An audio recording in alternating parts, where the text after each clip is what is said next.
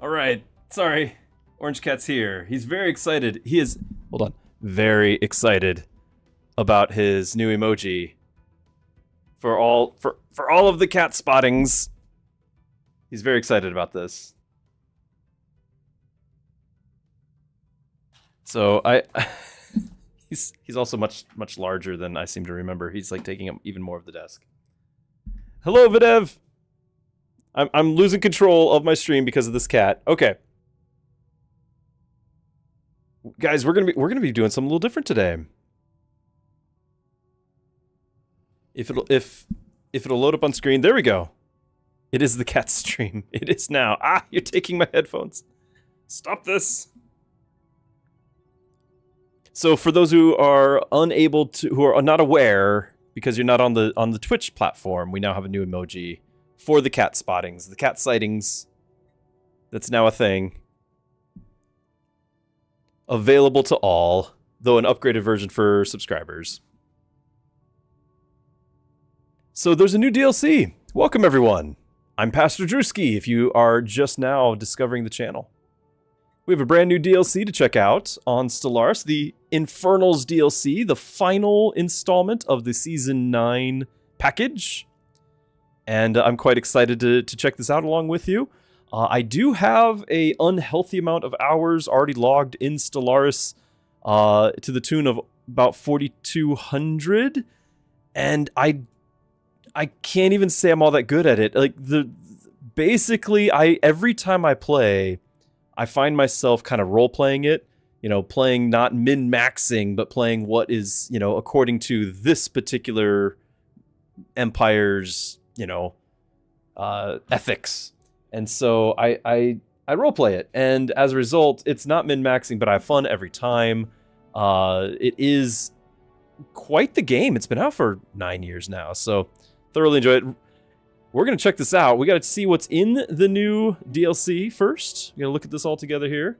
There it is. We do have all of the DLCs available to us. So we have over the time of all this obsession, I've collected them. Yes, we've had the Space Sloths.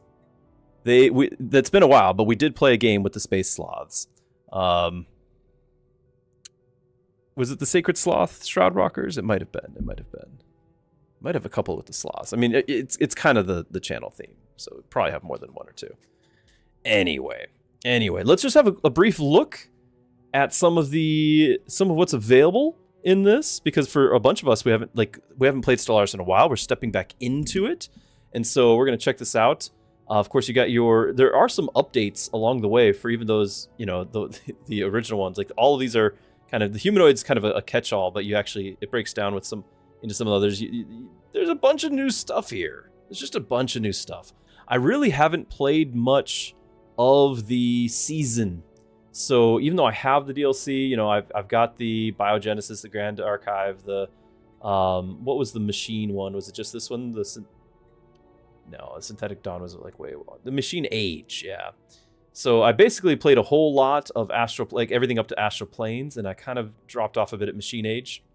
And then I picked it up again at Shadows of the Shroud, and I played a bunch of Biogenesis. I never actually got to finish a Leviathan thing. It was just too kind of tedious. So we're gonna try something different. We got Infernals. Here's the Infernal portraits. We got a bunch of lizard types. Maybe a lava bird here or two. These guys are the ones that are in that trailer. These guys are the ones that are in their trailer there. Kind of a noble dragon, couple of types here as far as the theme.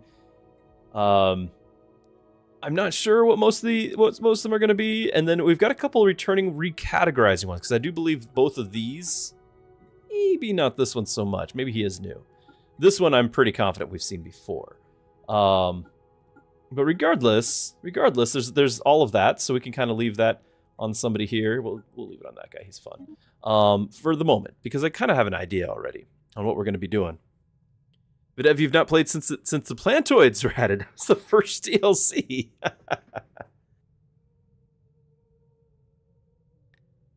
Nice.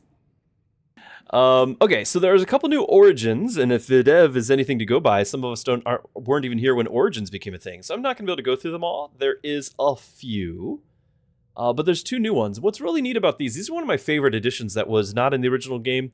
There's some things I do miss that were in the original game. I could talk about that forever. I really miss the planet tiles. I know that it wasn't balanced, it wasn't good, but it made every planet feel unique. And I miss the different travel types, and we'll never get those back either. And it's probably a better game, but I miss them.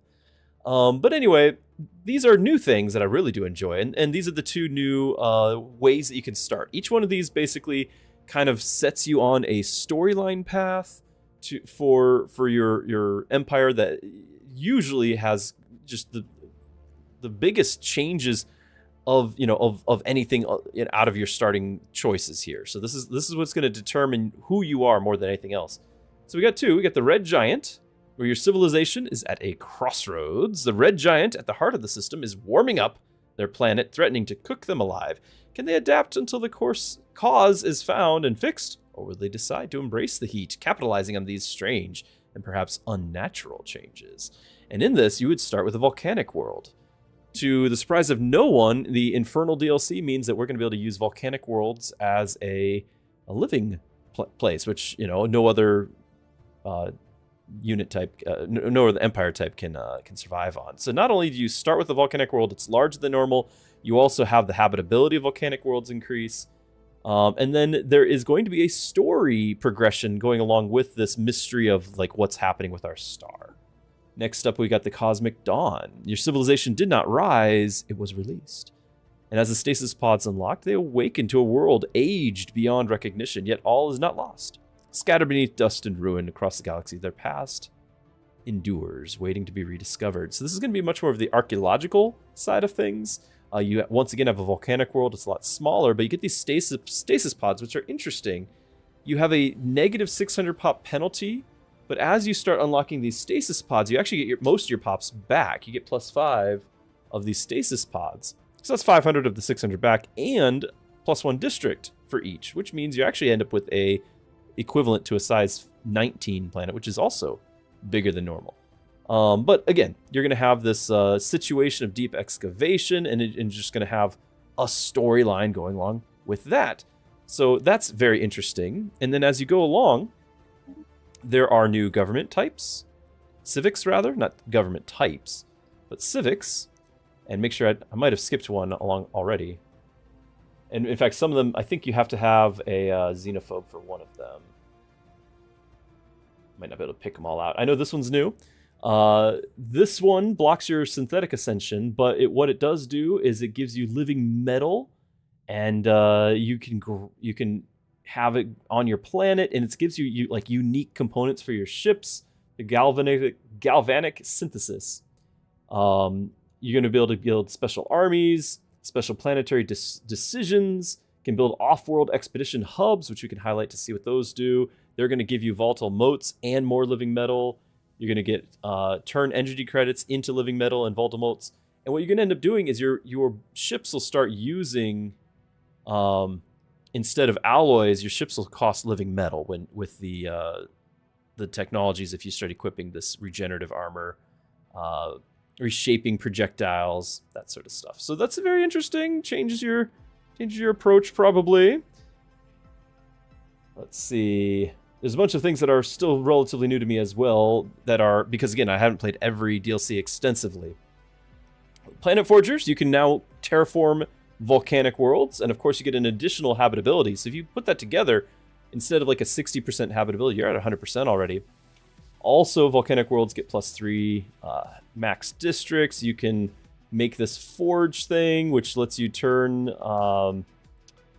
you can turn a planet into a volcanic, or you can terraform it without the terraforming tech. Like there's some stuff here, guys. The Scorched World Heralds. It's a new type of fanatic purifier. So you cannot do diplomacy. You cannot access the galactic market. It gives you a Casus Belli against every species. You get unity when you're bombing, firestorming other planets. Basically, you need to turn the whole galaxy into fire worlds. Your heat permeates every facet of the society's culture. form traditions and rituals to technology itself. They see themselves as the galaxy's rightful fiery supremacists, viewing weaker species as mere obstacles on the path to an ideal universe, fit only for thermophiles. And so anyway, in order to do this, you have to have xenophobe, or actually, yeah, some degree of xenophobe. You cannot be pacifist, and a whole lot of other things don't work with it.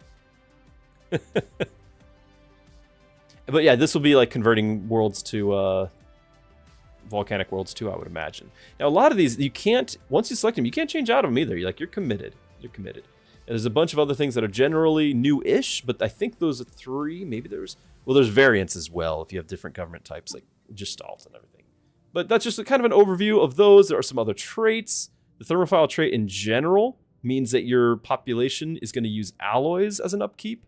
You get volcanic world habitability, a little bit of leader lifespan, and you get species traits that let you create living metal just from shells that you have. Growth speed on volcanic worlds, edict fund for all your pops, and radiotrophic if you decide to also be hanging out on tomb worlds, which seems a little bit odd to me that this would be lumped in together, because you already want volcanic, and tomb world seems to not be the same. So anyway, that's kind of a brief overview. There's a new ship set. There's backgrounds as well that go with this. Everyone likes seeing the ship sets and things. We're not going to spoil them all, though, I don't think. We'll just look at the Corvette here. Good stuff, though. Good stuff. So yeah, our plan clearly is going to be that we're going to play a Infernal, and I'll even kind of give you a preview of my plan. I've already built this here, and for anyone who has been keeping up with my my blog that I have over on Patreon, it's all free. But basically, anytime we have good questions and answers and discussions and things, whether it's on stream or in Discord, I tend to put that all together into a blog just to share so that other people can benefit from it too. And one of the recent questions that came up had to do with what do angels look like? And it was because of a different game we had been playing recently. And so we had talked a bit about that. Of course, it's a blog post. I can't go into a full dissertation about the things. But not only do we have like all the Renaissance art and everything is wrong about angels, but even the more recent memes and everything on biblically accurate angels, if you've ever seen any of those floating around, those are not correct either. It's just the thing is, to get a correct one, we still probably can't. But even so, the thought was, what if we kind of follow the theme, because this is the closest I could get to one of those biblically accurate ones, which are not truly accurate, because they'll be like a giant eyeball with wings or something, which is not how they're described. But the name Seraphim, which is one of several types of angels, the name Seraphim means burning ones, and that's where I'm coming at with this is burning ones. So we're not gonna try to role play too hard here, but it's still just gonna be an interesting thing. I decided to make it a theocratic monarchy, so we're imperial. We are running with the galvanic synthesis because I thought it would be kind of fun to have living metal from the start and all of those extra techs that we have with that. I really think it's necessary to have the volcanic world thing, so the planet forgers. We did militarist and fanatic spiritualist. I actually really wanted to do xenophile. I almost never do. And do the whole thing where it's like, you have this terrifying angel with all the wings and the eyeballs and whatever, and the first thing they say is be not afraid, right? And so I wanted to kind of do the xenophile. We love you, even though you're absolutely terrified of us. But I learned that the origin, fear not, the origin that we are picking with the red giant here, a major aspect of that is not compatible with either the xenophile or with pacifist. So I was like, all right, I'll just do something, I'll just embrace this other side of things, because after all, the angels are a mighty army and all of that as well. So we're thermophile. So we have the, we're basically, that's the volcanic thing. We have the pyroclastic thing. So on volcanic worlds, we get extra growth. We're planning on turning everything into volcanic. We're going to create more living metal because everything's going to cost living metal. And I figured we don't want to go anywhere anyway, so we'll stay here with our sedentary. And, here we go. That's the plan. So let's give it a go. Let's check this out. Right, Grand Admiral. Iron Man is on. I've got it set to large, but for the stream's sake, I wonder... Maybe I should drop that down to medium. I hadn't really thought about this, but I am running a stream in addition, and we all know that the game really has a problem with late game, all the performance. And so I think just to be wise, we'll drop it down to the 600. All right, and that does change some of my settings here as well. So we've got 9 Fallen Empires. 2 of them are advanced. Standard hyperlane density. Advanced settings here. I've got all crisis type on. I don't even know if that's necessary, but we've got all crisis type on. And crisis strength is only the... Yeah, this all got reset, I think. I usually was running... I'm not doing 25. I don't know how. I can't beat that. But usually we're on 2.5 is where we're at. Scaling is off because that just makes it easier at the beginning. Yeah, so the AI gets even more... We're on Grand Admiral, so you get that high aggressiveness. Some of this stuff I don't want to touch. I do play with the technology cost, where everything's a bit slower, which does mean that the crisis and everything is a lot harder to deal with. This is just I find that's more fun when things take... it takes a little bit longer to... You can actually appreciate the tech that you have, right? Extreme difficulty adjusted technology costs. So again, the AI they get all the benefits here. They get all the benefits. Pretty much everything else I keep as standard. Wormhole pairs, guaranteed worlds, all of that. I leave all the precursors on. And then, yeah, everything's on. Except don't we turn off the... Wasn't the speciation, whatever it is, the interbreeding there, was that always like a problem for performance as well? It's been a while, guys. I don't remember. I didn't think to edit that. I don't even see it on the list. Okay. Timbo, hello! Good to have you back. Let's go. Now that Timbo's here.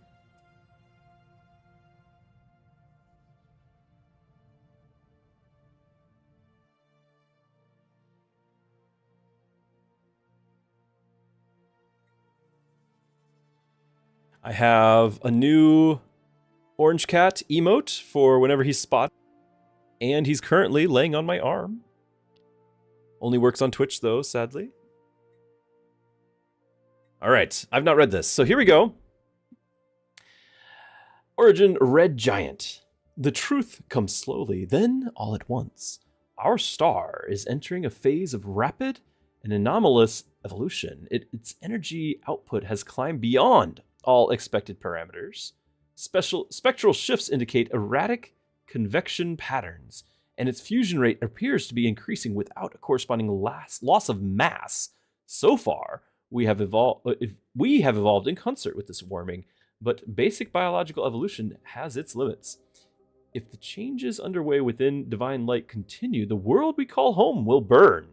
It is no longer a question of if, but when. My arm, it's the cat's arm now. It's true. It's true.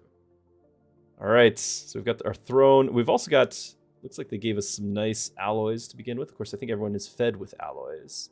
Yeah, we don't use food at all. Let's check out the new art here. Very cool. I like that. And like the cities, we just are like, we need some magma. We live in the magma.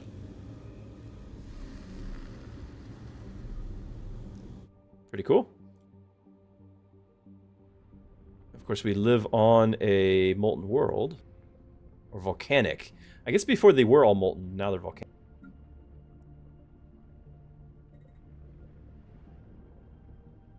And yes, we have thermoforgers now. They're not just miners, they're thermoforgers. And so we are creating alloy and mineral from them. Oh, and this is a different type of a job over here. The Thermotechnic Mentor. Of course, the Thermotechnic Mentors. They produce Unity and Research. Well, that's awesome. We also start with a Stronghold, apparently. Might swap that out here. Management. There's our living metal sediment, so we just get 1 living metal all the time. We got our slums and everything too.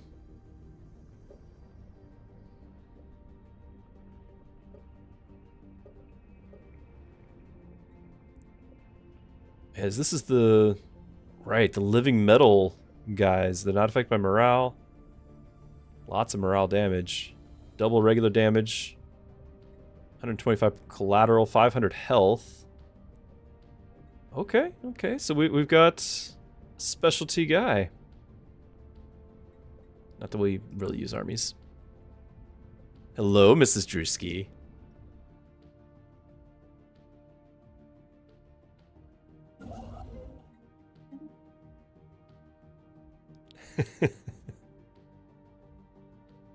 All right, what else we got going on? The volcanic forge.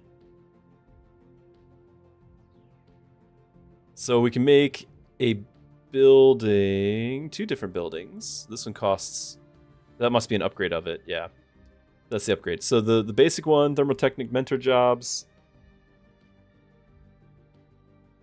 Monthly progress. Oh, this is the one that converts a building into a volcanic world. Yes. Yes, yes, yes. We will want that. But we won't want that right away.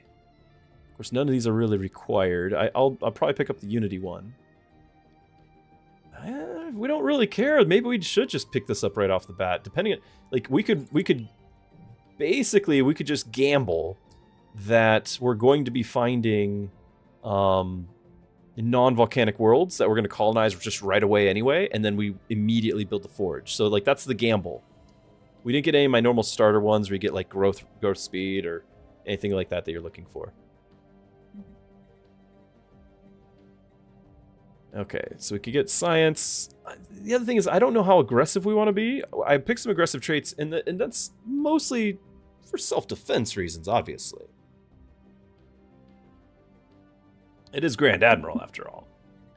Research station output is not that useful. You tend to not get that much from research stations. So I'm tempted to just go straight to fusion reactor. We could do this as well, though. I'm assuming that the physicist job will convert as well into the equivalent that we have, because we don't have physicists anymore.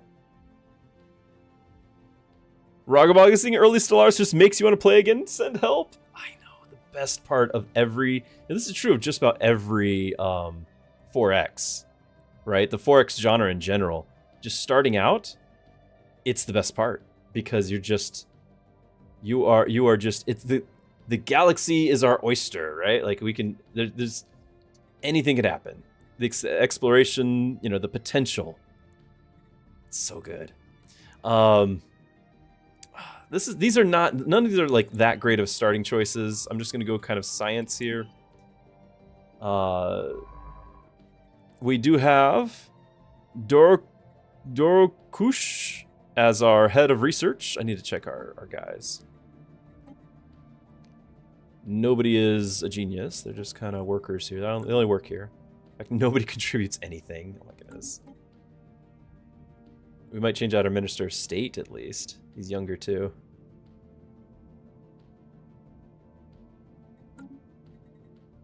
Oh well, it is what it is.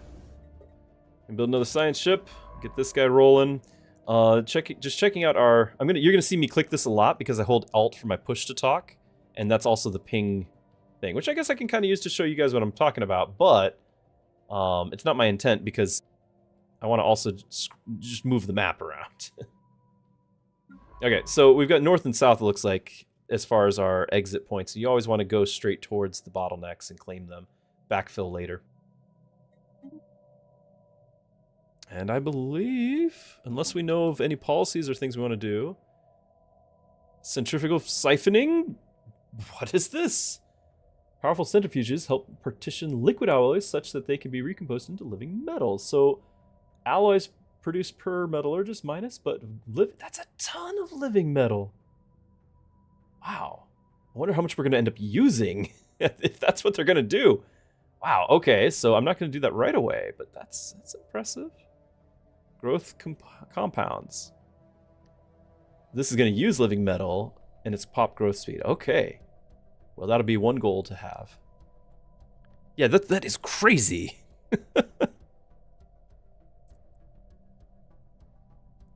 Okay.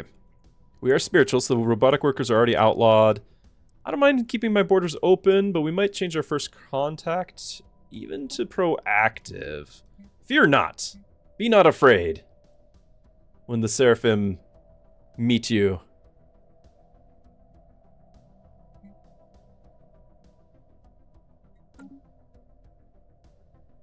We do start with it. It actually does let us start with some Unity, so I can click these. Ah. I'm not gonna click this yet. I'm kind of scared to click that. Do we even have priests? I think we do.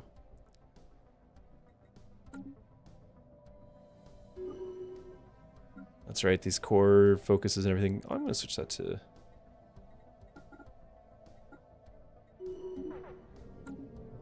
Okay.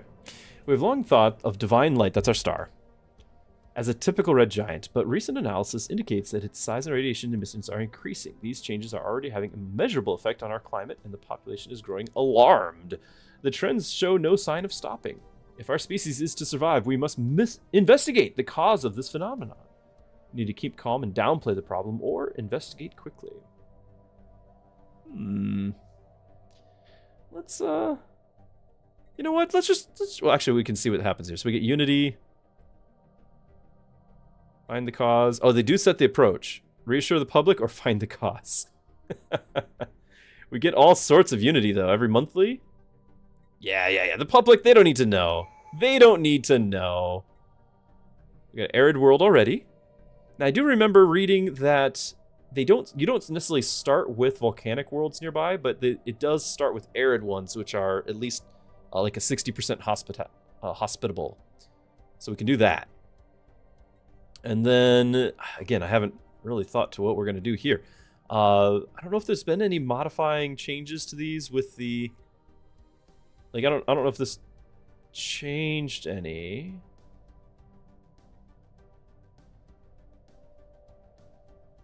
I haven't seen some of these, actually. I mean, these are all going to be the high-end things. Let's probably just start with Discovery. Though I wonder how much the adaptability might matter now because of the resource cost reduction and the habitability increase.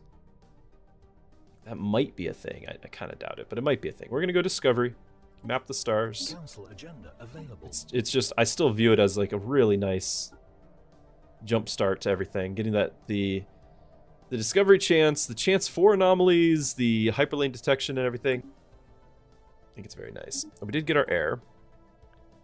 Our heir is a scientist who is a genius, of course.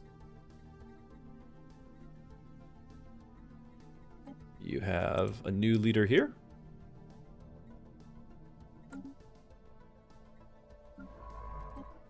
Alright, you're gonna head north.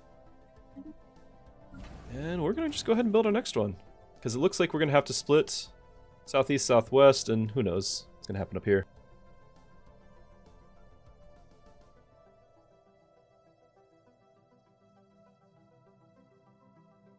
Construction complete. Okay, so we were hearing the default advisor for a minute there. Clearly, he's not... he's not involved in everything. That was the Infernals voice. So yeah, we're reassuring the public. Both of these have the monthly growth happening. I don't know why that's so much negative. Surely this is a happy thing that we're doing. Yeah, it could destabilize society. We don't want that.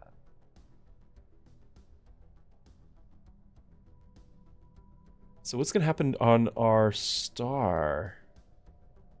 Species habitability cap. Physics research, energy.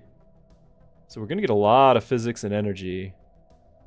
We'll lose the habitability.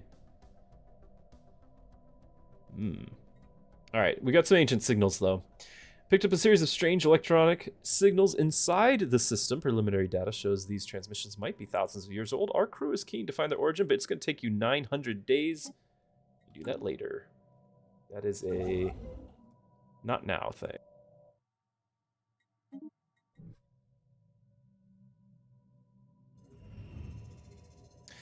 All right. The temple, the Seraph Temple here, our capital. It's abuzz with news of the alien remnants that were recently studied. These remains are considered definitive proof of intelligent, purposeful alien activity at some point in the past. May be alone now, but or at least not the first to be so. So we can do the spiritualist or the militarist approach. This is a 10%, but colony ships at the beginning is not bad. This is 15% science gain. We're going to go for the colony ships. An anomaly sparks our interest. Some temporal space-time shenanigans, but it's 600 days, so leave be. I tend to only do it if it's 300 or less.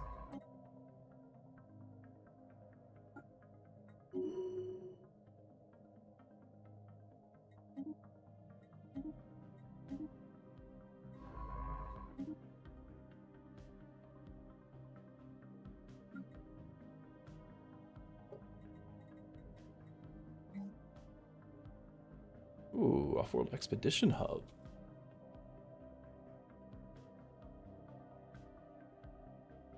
Off-world prospectors. That's a ton of living metal. How is this? You know, we could make so many friends because we'll be able to just trade living metal to everybody. Have they even considered how the AI is going to react to that? Because we're going to be loaded with all this living metal. Planet limit 1.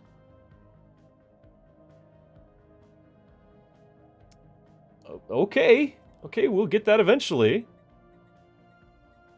I do think since all the upkeep is energy, I wonder if we're going to need to make sure that we keep our energy level high. Now we have a lot here.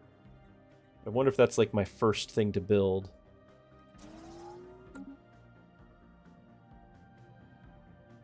Construction complete.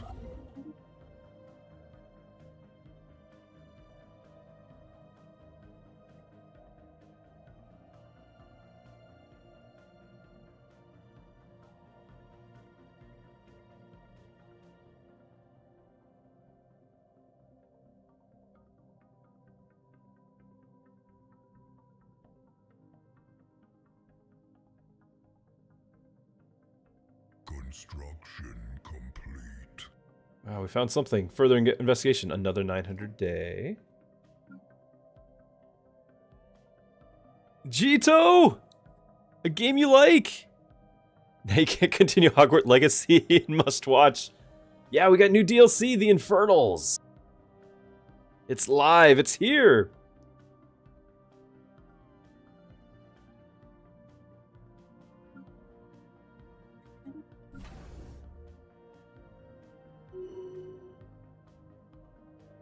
Amicable, increasing my cost. What? Who's amicable around here? What is causing that? Oh, this. Okay. Ship build cost. When did you get a negative trade already? I guess you got fertility preacher. I will allow it. All right, I'll allow it. We want the population.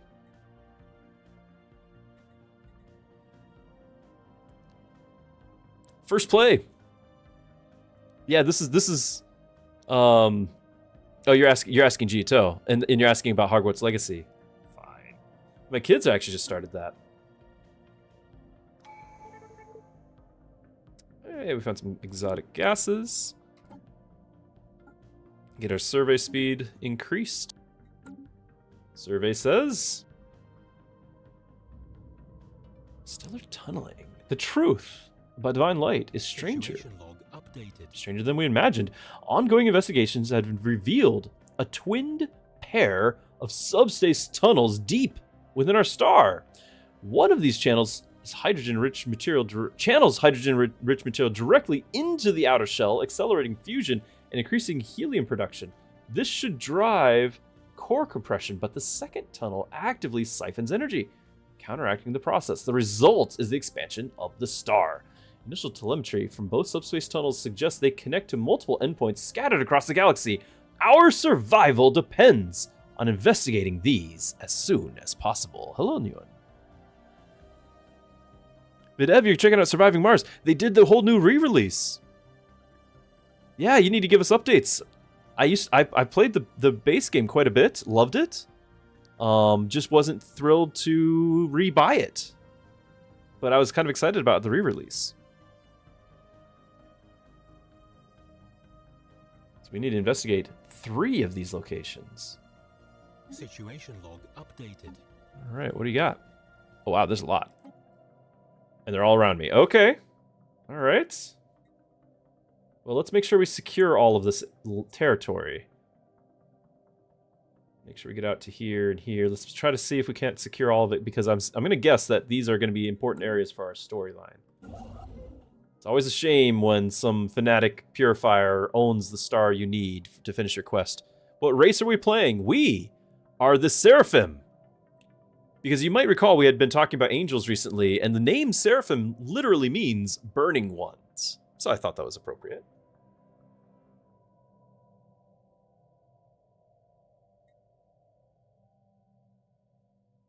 You played the base game a lot too. You didn't mind rebuying it since you got it at a discount due to previously owning the base game plus DLC. But it has been ages. Your first colony failed because you didn't secure rare metals early on. Yeah, but that is part of the fun. That one was just like starting any of these 4Xs that we were just talking about. It's always the most fun at the beginning.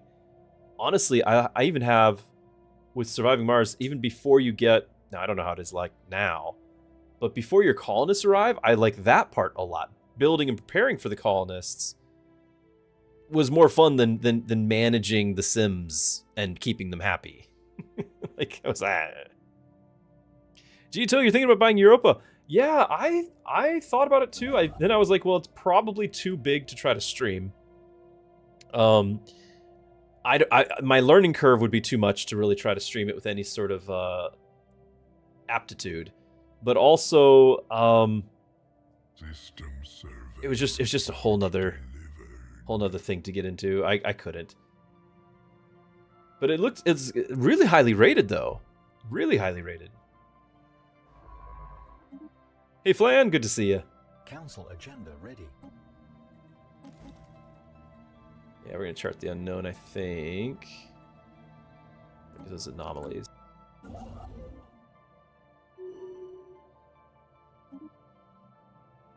More genius.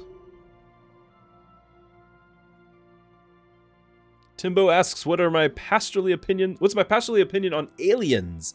You read a book called Alien Encounters by, for whatever reason, I can't read like that little edge. Chuck Meisler. And it has you fully convinced that all alien stuff is angels or demons. Yes, that would basically, if you already have read his work, then I could easily just say yes to that. I would go so far as to say the elevated quote unquote sightings, because we don't really know what's being found and cited and put on the internet, because you can't trust a thing you see anymore. But it does seem like it's a much more common thing to have out there. If there's any truth at all to any of it, then it would be demons. In fact, if you want to get really into the System survey report. like a scripture and how that might play into all of this, would be how one possible, and I emphasize possible, speculative, we don't know, one possible avenue that Satan might take when it comes to choosing and introducing his Antichrist. When you take into account the fact that the Bible talks about how the whole world will see this person and accept this person, the charismatic ability of this person, we might pick world leaders, but they're always divisive. Somebody is always for and somebody's always against. You almost need somebody outside of all of that to unite. And especially if you start including world religions, this guy's going to say, I am Christ. The word Antichrist doesn't mean against Christ. It means counterfeit Christ. He's going to claim to be the Messiah. And the world will believe him. So in order to convince the world of all of these different religions that this guy is the guy, he's going to have to transcend all of our normal barriers. And one very speculative, very wild out there possibility on an avenue would be basically saying, hey, I come from the stars. We planted life here. I am your creator. And I've come back now to solve all of your problems.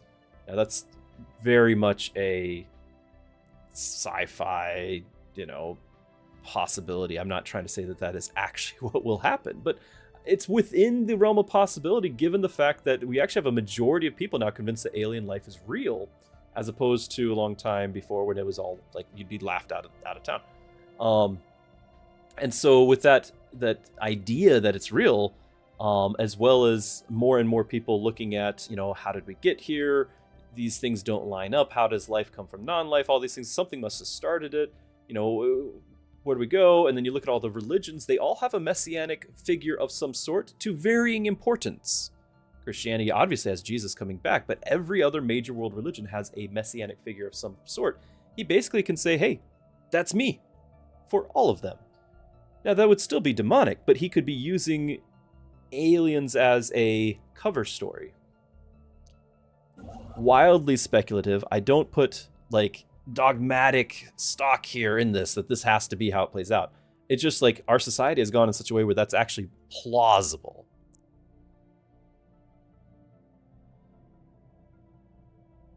System survey report. There we go. Get this planet going.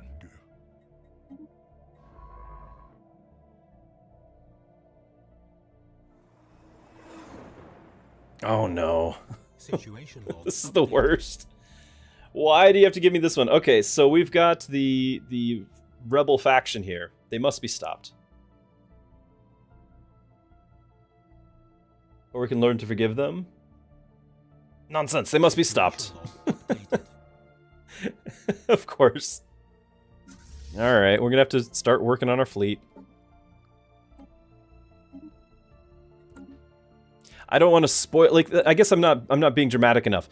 We have a rebel faction who thinks that they are of the truth, and they're fighting against us. We're gonna have to discover where their location is. Here we go. They're seeking to undermine our government and subvert the populace to their twisted religion after spending centuries of quietly building up their strength on the throne. The throne is our planet. Their leaders have now fled into space to continue their crusade against us. And we've got this cultist fleet. They fled into their ships. They must be destroyed. And fortunately, we've got our starbase to help. Videv, it's more of a sense of being vigilant against the possibility. I would say vigilant in the sense of individually don't be fooled, as opposed to trying to thwart something that might already, God didn't write it in the Bible so that we can prevent it. He wrote it to reassure us that when these things happen, to know that he is still in control and he wins in the end, right? That there is a plan. And so it's not so much to thwart or prevent, it's to not be deceived, to stay the course, to be able to have that faith, that confidence through that. And, we could talk about rapture. We could talk about who's going to be here for that. Because I'm of the opinion that that the church will not be, but there will actually be many, many Christians, made Christians, after the rapture. And then they'll be the ones who need to really deal with that and not be fooled. The whole mark of the beast and everything, to not fall for that. Sparks our interest. Yeah, we couldn't prevent it, right, Timbo?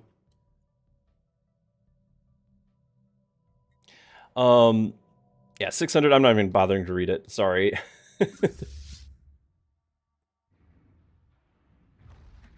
Okay, we got a cultist ship. Situation log updated.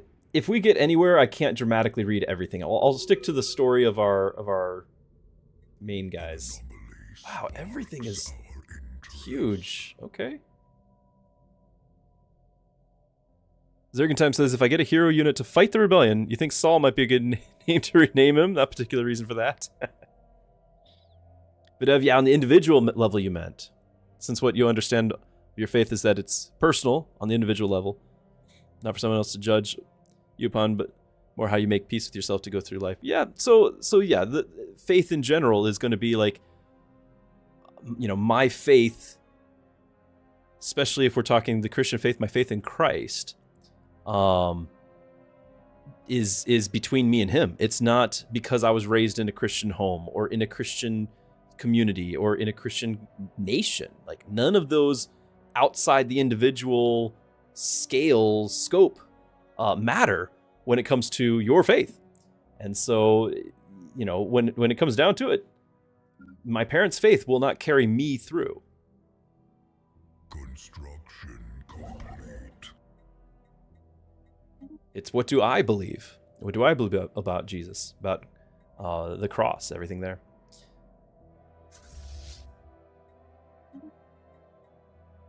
We'll research the ship.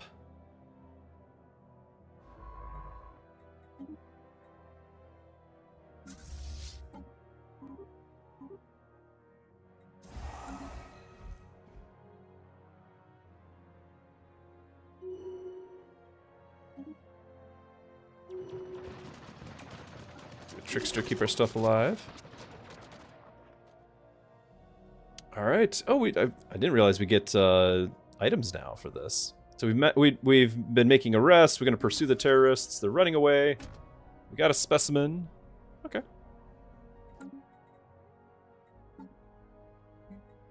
And where are you guys gonna be?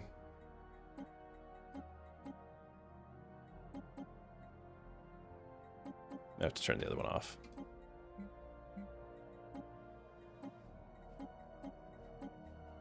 Alright, so you're all to the north. What if, and you mean if, friendly aliens exist? They are good with humans, start to believe in God. Can't it be...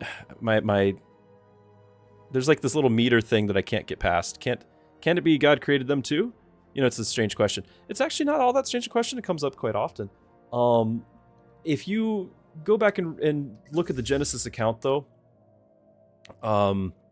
the central emphasis of creation is here on Earth. It's not out there. In fact, it only mentions the rest of the universe, which we now know to be absolutely mind-bogglingly big. The rest of the universe is almost an afterthought. It's one line, and he created the stars also. And so the idea that there is something of a equivalent importance to God when it's this afterthought thing where really it's just created to proclaim his greatness, proclaim his glory to all of creation. Not only does it make sense, but it takes away from what is his focal point of creation, which is here on Earth, and then the crowning achievement of all that, which is man made in his image. Nothing else of creation, according to the creation account, is made in his image, which is why preserving Genesis as scripture is a big deal, and why it boggles my mind that it's such a big battlefield, even among Christians. That we would say, I don't know if I want to believe that one. It's pretty much every aspect of Christianity finds its root in Genesis.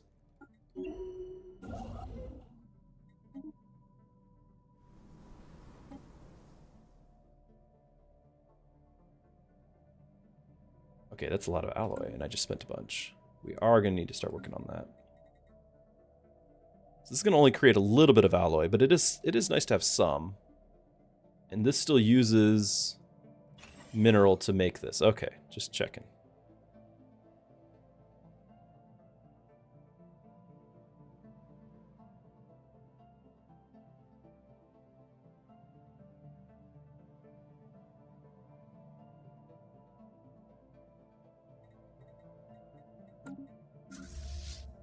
If aliens exist, it raises interesting questions on whether they're sinful or not. Yeah, the thing is, God stepping into creation only happened for us. Right? That's like the penultimate event of creation is that God stepped into the creation, and he did it specifically for us. So he didn't do that for animals here on Earth. He didn't do that for any potential aliens out there. If there are aliens out there, it would be of the animal variety, the not created in God's image, not intelligent, not on our level of existence, whatever you want to say. If we found anything out there, and I genuinely don't think there's anything out there. I don't think there's. It's fascinating to me how much effort we've expended specifically to find life out there, because it's an effort to try to find answers outside of what we already have in front of us, which is the design in creation, the make sure I'm making choices here. You know, whether it's the SETI program or just NASA and everything, all the different satellites we send out, every single one of those is looking for life. We're always looking for life. And it's because we're desperate to try to affirm our atheistic worldview.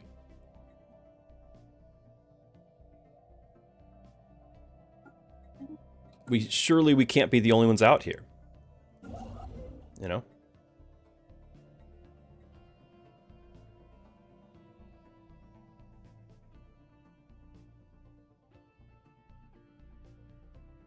But in turn, wouldn't it be that God created the universe as well? Yeah, of course. Yeah, that's what I meant to say. Did I not say that? So God created the universe. He created everything. He is outside of the universe. He is not in it. He doesn't live amongst the stars. He created the stars. The Bible just doesn't spend a lot of time talking about it because his focus, and therefore our focus, is right here. So in Genesis chapter 1, it talks about how, you know, he creates the sun, the moon, and the stars also. So that half of a verse talking about the stars, that's everything else. Which is mind-boggling to us because we are these finite, tiny beings. But if he's an infinite God outside of our dimension, outside of all those dimensions, size isn't anything, time isn't anything, and it's not in any way to be unexpected that he would be able to create all of it. Stellar expansion. Ongoing observations confirm that divine light is expanding at an accelerating pace. Physical effects from the increased radiation are also being reported. Unless we can find a way to stop it, divine light will eradicate us long before it consumes the planet. Protecting against stellar radiation can buy us more time. Or has this potentially lucrative scheme would be to harness the increased radiation, boosting our energy and industrial sectors. Do we just need to see what happens if we exploit this? Throw caution to the wind?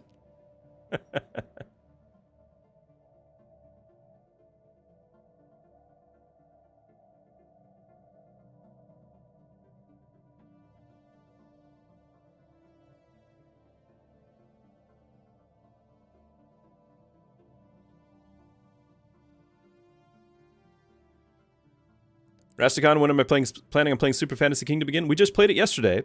This just came out today, so we were switching things up. But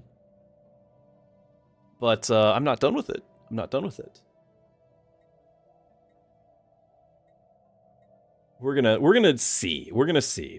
I mean, I don't have any problem playing a game where we're cautious, but on stream we got to throw caution to the wind. We're gonna exploit this to the full.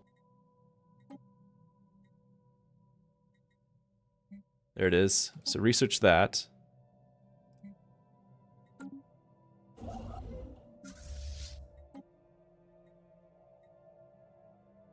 I still haven't actually built the colony ship, have I? Why is it only 50%? Oh, it's got a anomaly thing on it. Well, we're gonna convert it. It'll be fine.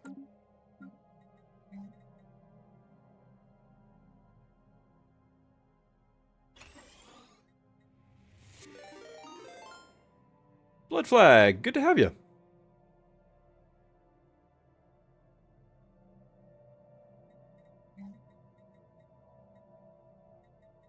So I do have some minerals. Let's do some actual playing of the game here. I'm going to switch over to the medical center.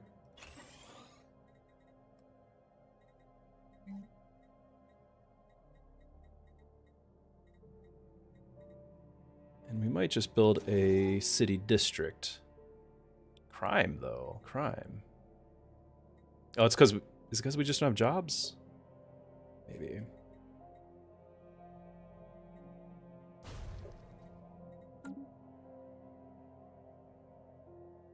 Yeah, Stellaris just had a new DLC drop. So we gotta check it out. We're on max difficulty. I haven't played in a while. We'll probably die a horrible death. It's okay. Construction complete. Alright, the Holy Guardians. Changes everything. Where are you? Over here. Arid World.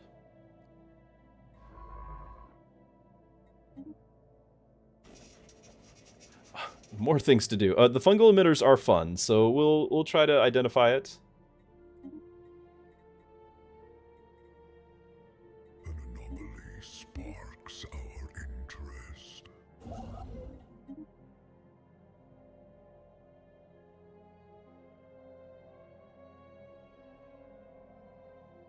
Jesus describes the world. That's John 1:1. So John 1 is showing how Jesus was there at the beginning and actually the one doing the creating from Genesis 1.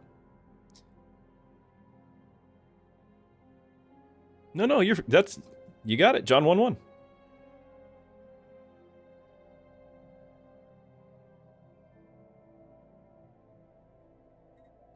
So we're about to get to the next stage here, aren't we?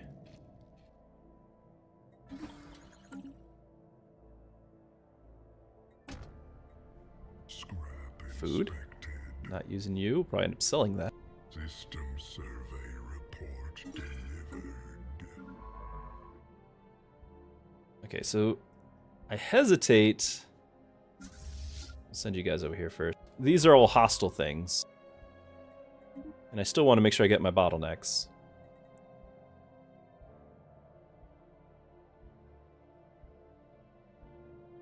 Videv, as a former atheist, you need to sit down and read your Bible more. It's a weird place to be. Atheists would never read things he purports to not believe in. So, Videv, if you're at all curious, and Zergentime is actually familiar with this as well, over on my Discord, I actually have a Bible reading plan. It is getting close to a new year and all. You could get a head start, but a lot of times people are like, I would like to read through the Bible in a year. I actually have... I didn't come up with it myself. I was copy-pasting links, but I actually have a plan. You follow one of those a day, you can actually read through the entire Bible in a year. And I was using the New Living Translation, which is a reliable but much easier to read translation. So maybe check that out if that's something that interests you. So it's got its own channel on my Discord. Read through the Bible in a year. Lighting up hostile fleet.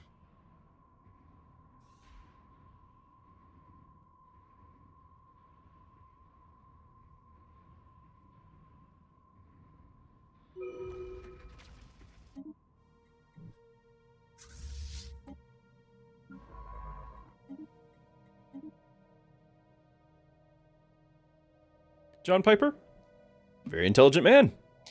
I don't follow any particular leader that his words are gospel, but I highly respect his opinion on things. I just remember it's his opinion. That's all. Just like I would with anybody else. I would put scripture as scripture and people's opinions as opinions. His is a very informed opinion that I will respect. But I will still retain the knowledge that he is human, like I am, and so he might not always be correct on everything.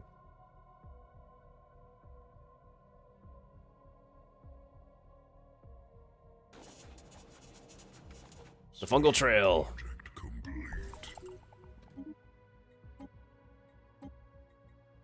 Now we've got someplace way over here to go check out.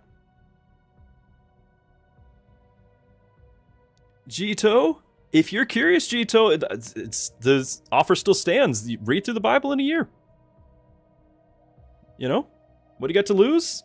There's other languages that you can read it from. Because I know that's English is not your first language. So feel free to check it out in different version. But I've got the references there that you can then just change the version from that on the website. You should be able to. David, glad you found the channel.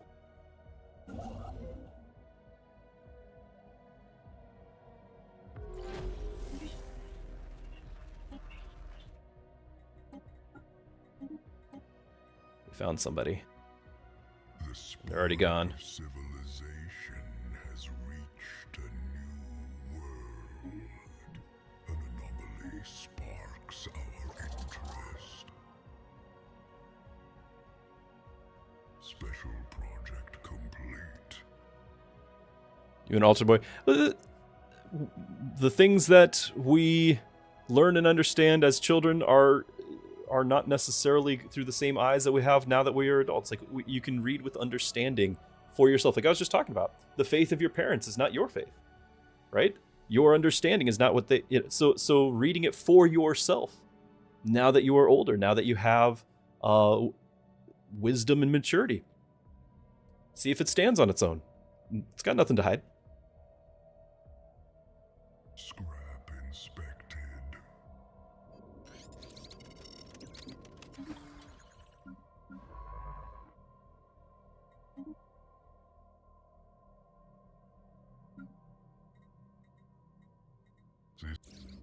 Not been very productive on our planet. Been distracted a bit.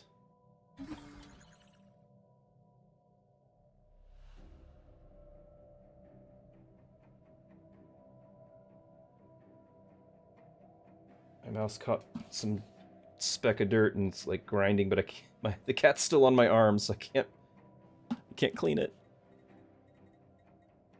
We are building stuff. Okay.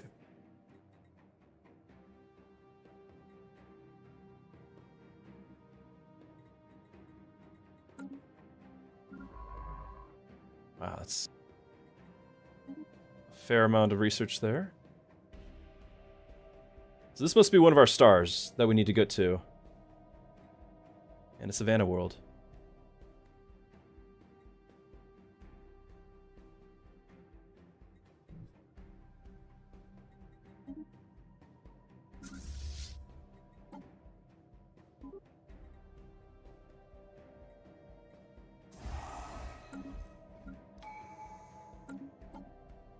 We need more military strength because we're going to have to fight the cultist guys.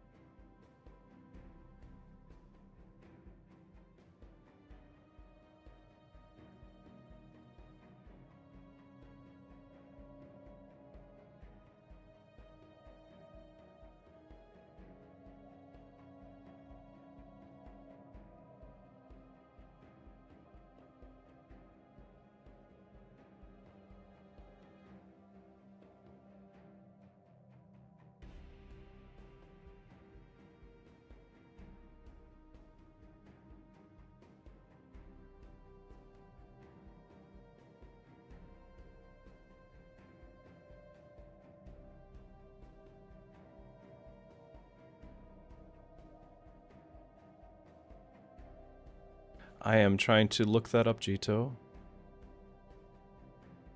I don't think I had the specific on it. But if anyone is ever... I do keep a prayer list. Had it for a number of years now, but I try to like have a new one each year. But if anyone would like somebody praying for them, you don't have to share specifics, but I do pray for you guys. I keep a list.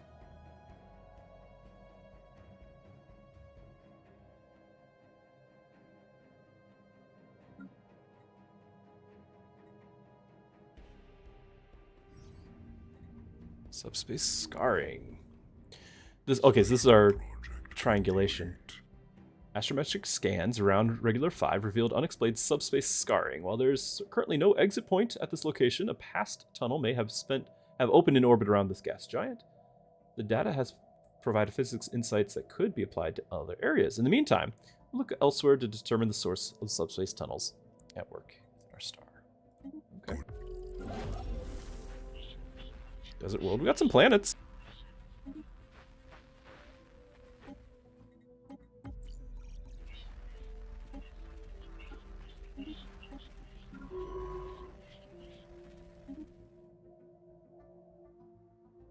Well, that's not good.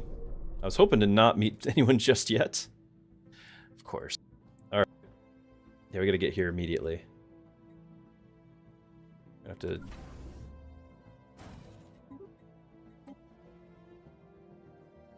Because I want that planet.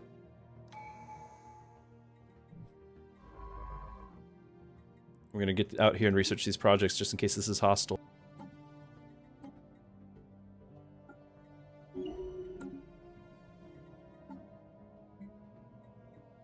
Said we only needed 3 of them, right?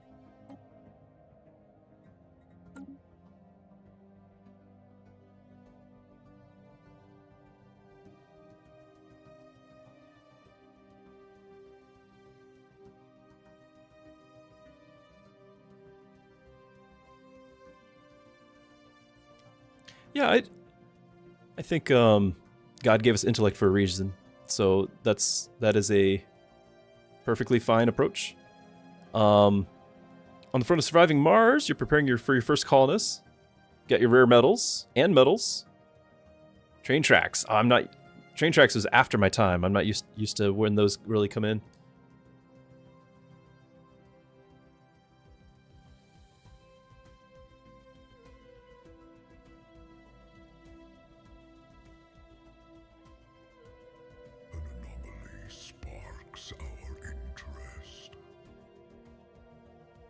Okay, we can investigate that.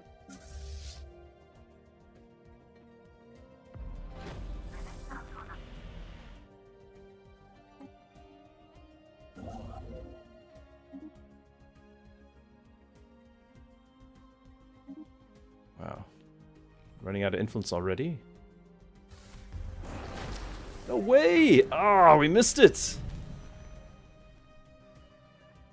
Ah, never fails.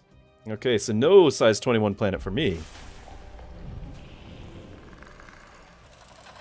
But given the influence, I'm not going to backfill in these. We'll go for the planet specifically, but I'm not going to backfill in those just yet because we're short on influence. Construction complete.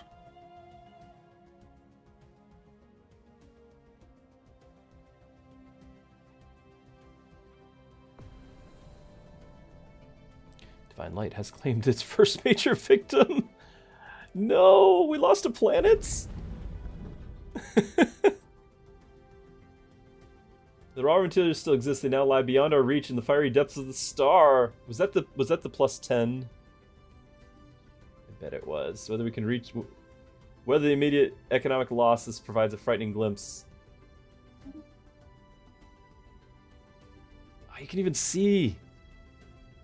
It's being drained. So we're gonna lose all of this.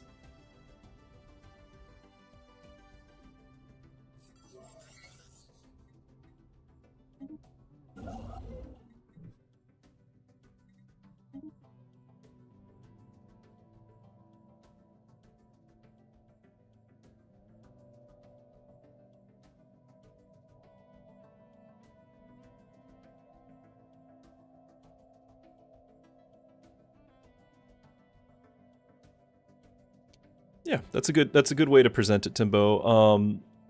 It's really difficult to give a articulated presentation of something that deserves to have all that the legitimate backing and everything in a social media format, right? But there's resources available out there. Answers in Genesis, Institute of Creation Research.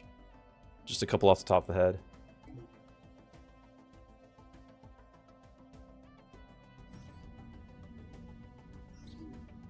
So it's scarring. So that might be, that's here. Yeah, so that's this one over here.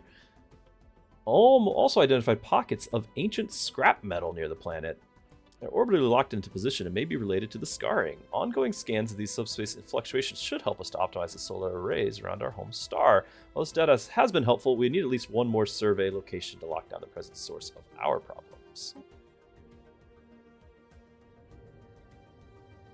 Okay. But I think we're going to bring you out of there.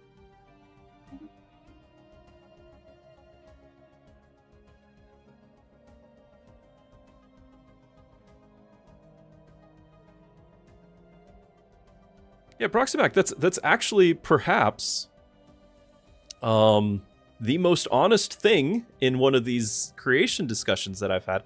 Honest thing I've had somebody who is of a different persuasion say, because yes, the Big Bang would be something out of nothing, and so that would be a consistent faith-based belief to realize that that's what that there is no scientific in the sense of observable, testable, repeatable, like all those things we associate with the scientific process. There's nothing about that can be replicated with this theory of a Big Bang. Or, along with that, similarly along the same lines of life from non-life. Can't do that either. Information from non-information, such as DNA. Complexity from non-complex, like the list goes on. But the Big Bang, where, here's an empty box. I don't care how long you have, it's gonna stay empty. Like nothing just pops into existence from it.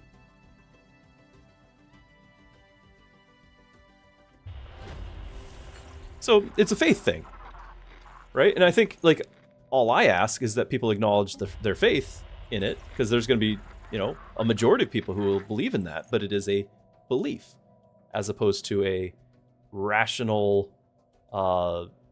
provable, repeatable, testable fact. So we just believe in different things. Only not everyone can be right.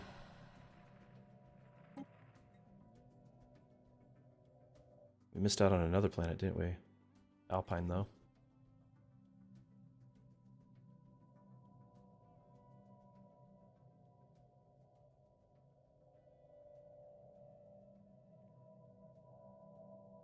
You think inherently observable, testable science is incompatible with faith. No, I'm just saying that there are the vast majority of conversations I've ever had that have anything to do with the Big Bang.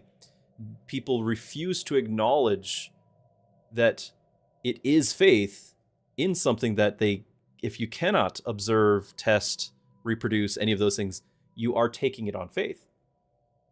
We do this all the time, but we don't admit that we're doing it. And this is the big one that I would say, because people are repulsed by the concept of, I reject all forms of faith. I'm repulsed by your faith. But you still have faith. You still have faith in something. Everyone is. Everyone is exercising faith in something. Then it goes to, well, why? Why did you choose that faith? Is there a rational, as you guys are talking about, is there a rational reason for it? If both views are looking at something from nothing, and yet this one has a creator who institutes design, the various laws, the consistency, the perfect combination for our life here, all of the different elements to make life even possible and sustain it, all those things. It's run like clockwork, but then we say there's no clockmaker. All right, like that sort of thing.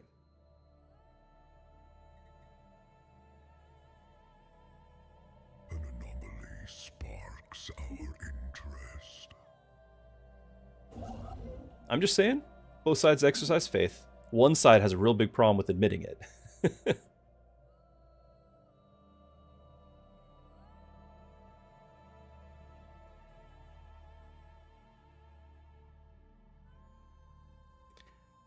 Flan, yeah. So that's a great conversation too. The theistic evolution. It's a great conversation.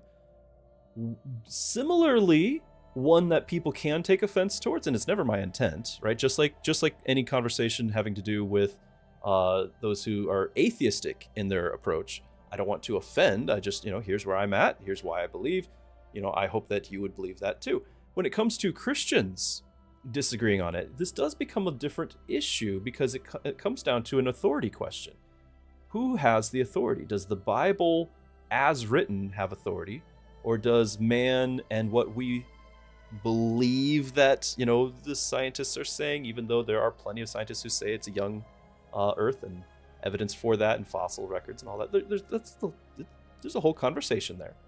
But to be able to have a conversation that says, we both agree on the authority of the Bible as true. Now we have to go and look at the linguistics involved and say, well, if the authority of the Bible is true, is it compatible? And the long answer is, the short answer of the long, right, is that it is not compatible. And there's a number of reasons for that. I'll give you just a couple. But I've actually done a whole study on this before. Like this is a very common topic to bring up, and I think very helpful. But one of the main reasons. Oops. Oh goodness. All right. Stop. So it's not compatible, and one of the reasons for that is the language itself. The word for day. A lot of people will use the word for day. Now, there's multiple angles that there will be theories where they try to have theistic evolution, whether it's the gap theory, the day age theory, and I don't want to lump everybody into the same bucket. It's just you won't be able to have the conversation. The conversation too long to try to individually go through all of them. But the word day itself in the Bible, the word day in Hebrew is yom, and it follows the same linguistic rules that we have. So whenever you are having a numbered sequence of days, a numbered sequence of yoms, you are referring to, just like whenever we do this in our own language in English, we're referring to a specific 24-hour period. And I can give you some examples. You can actually tell from context, we use day in a flexible way, but we instantly know from context if it's a 24-hour day as opposed to an ambiguous amount of time. So if I were to tell you, okay, 3 days ago, I did this. 3 days ago, we streamed this game. Is that 3 ambiguous amounts of time? Or is that 3 24-hour periods? You instantly know because I put a number there. You didn't have to even ask the question which that was. Well, we have 6 days. Each one is numbered. First day, second day, third day. First ambiguous amount of time. Second unknown ambiguous amount of time. Third unknown. Like you can't number something that's unknown.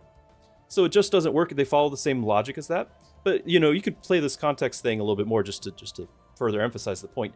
I can use multiple ways in the same sentence, and you can even know what they mean. Like I could say the other day, right? I went over to grandmother's house during the day for a day, right? So like the other day could be like sometime in the past, but not specific. I went during the day. That's daylight, right? During the day, when we say that, that's okay. I walked during the day, and then I spent a day. Okay, so I spent the whole day there. Like you know that one is ambiguous with the other day, and the other one's during the daylight as opposed to nighttime, and the other one is like the time spent, right? You can just tell from context. Well, the context of Genesis insists, and cannot be read any other way because of the way Hebrew works, that it has to be 24-hour periods. But then furthermore, what about the actual events? If you look at the events of creation, you got a whole lot of problems because animals and plants are created, I believe, on day 3. The sun isn't created till day 4. Well, if it's a day, that's no problem. If it's a billion years for each day, how did the plants live? Oh, goodness. We all need to read that one. But then probably the most significant, and I'll move on with this, but probably the most significant one is death. Every one of the days of creation have God saying he looked it all over and said it was good, right? Everything is good. Day 1, day 2, day 3, all the way to the last day. It is good, very good, even when he finishes all of it. God is declaring his approval on everything that's happening here. If we then look at the theistic evolution, where we say, okay, God is driving the evolutionary force and creating through evolution. What's the primary tool of evolution? What is the way that evolution progresses? It's survival of the fittest. That's a fancy way to saying the vast majority of things die. The vast majority of things die. And so, the few that don't die get to survive. According to the Bible, death doesn't enter the scenario until sin. But if God is using death to create for billions of years, long before man even enters the scene, then death doesn't enter with sin. Death is actually part of the good of creation, which now counteracts, what did Jesus even defeat on the cross? Why did he have to come to defeat death if death is good? And so this becomes a very difficult problem for Christians to look at and say, okay, I'm okay with this man-made theory because it doesn't matter in my Bible, but then all of a sudden it changes everything I believe. What is it that I'm believing about Jesus and salvation? Is he defeating death?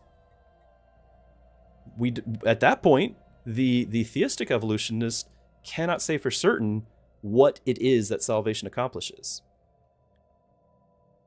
just because of viewing a different thing. And so I say that not to try to be argumentative or anything. I say that there's actually some very wide-ranging repercussions whenever we start compromising any part of God's word. So we triangulated the origin of our star's disturbance to a previously undetected system with hostile signatures. The investigation may eventually help us to counteract whatever it is affecting our star. Once we advance to the Lucis system, we may be able to change the fate of divine light. Okay. Approach with caution. Show of force. 3 months of fire rate? Okay. But it's a new system regardless. Yeah, we'll perform a blessing. Situation log updated. Blocker reduced to ashes.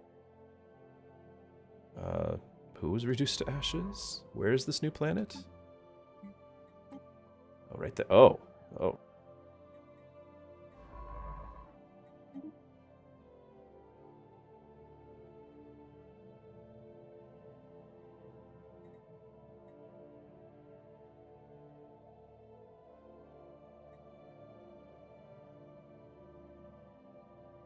Don Trader wants to know about John Piper's episode. I would have to watch the whole thing and have some idea of the context there to really answer that. So I wouldn't be able to say one way or the other because I don't know what he's really talking about.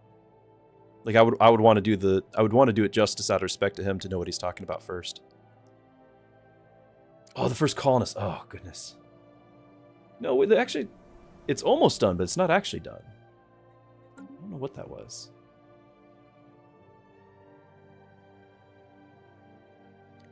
And Timbo was talking about death too. Yeah, I was just building up to it. The flame of civilization is igniting. Oh, it was probably me finishing this building, maybe. Oh, the first colonists? You meant in your game. Yep. Fair enough.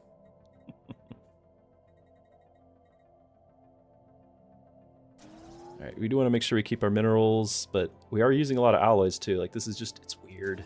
Everything about this is weird.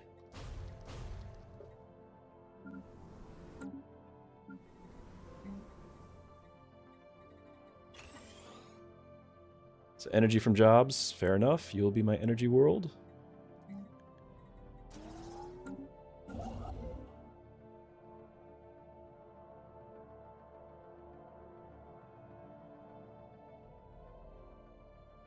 Okay, Jito, enjoy. Sorry if we talked your ear off, but sorry also to hear about this muscle tear. I hope you get feeling better. That sounds like it would be a long healing process.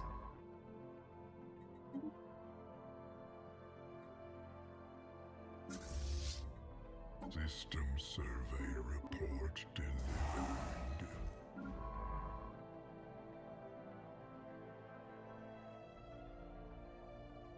Okay, the constellation goes this way. We're going to just go to the bottleneck.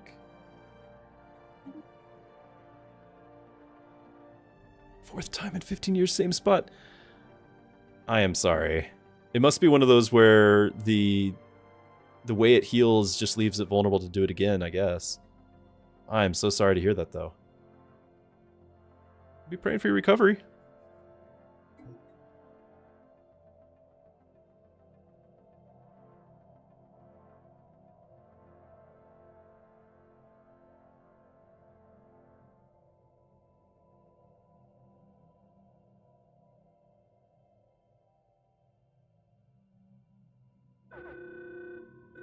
Enemies in hot pursuit. Hot pursuit, yes.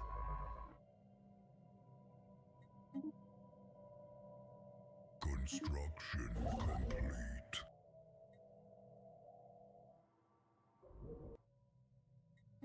Keep misclicking because of the cat.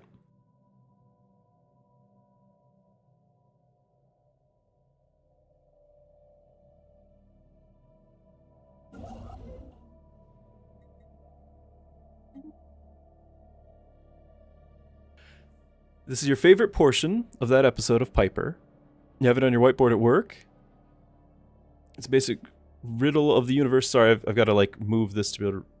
I don't know why it does that to me. The basic riddle of the universe to preserve man's rights and to solve man's problems. Say, the right of self-determination or the problem of suffering.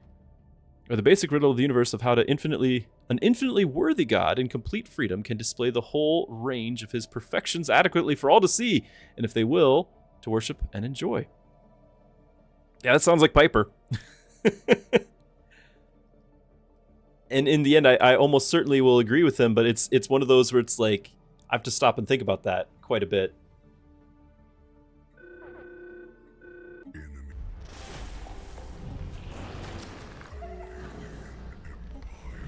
Announces itself. Fire answers fire.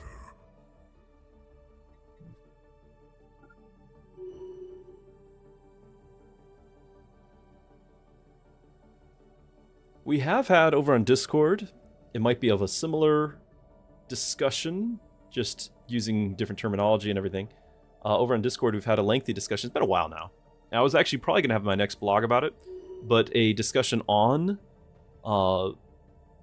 the sin nature itself, how that works into with our free will versus what is it we inherited, the imputation of the sin nature.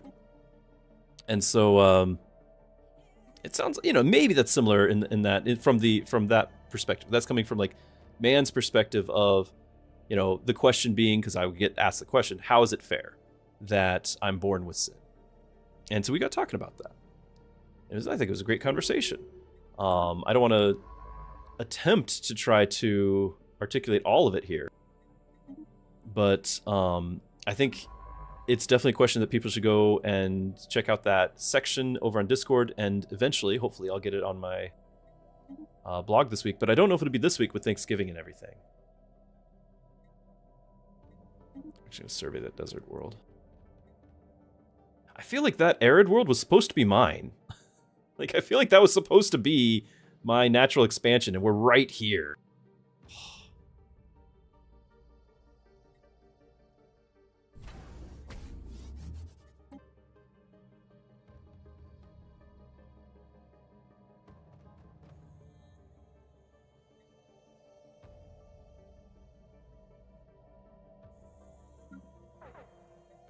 Lighting up hostile fleet.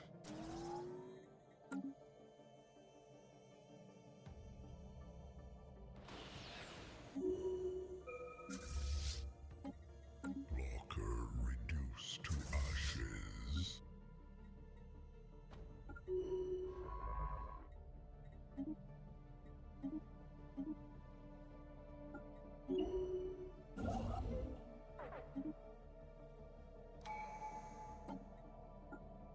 Lighting up hostile fleet.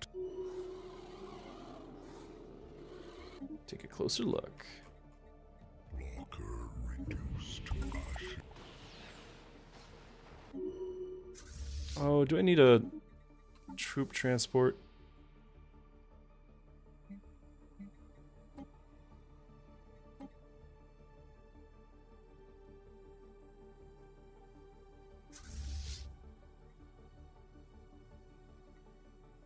Science ship, okay.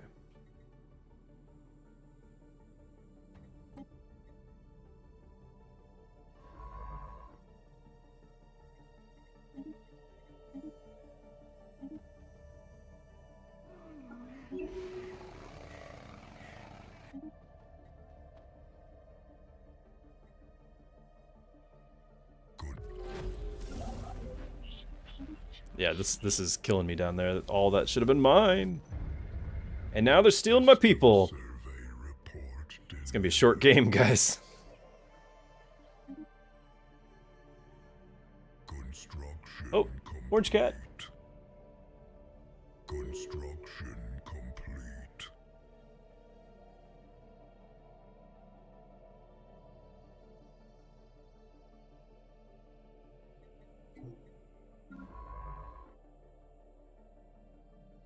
Looks like that's a dead end.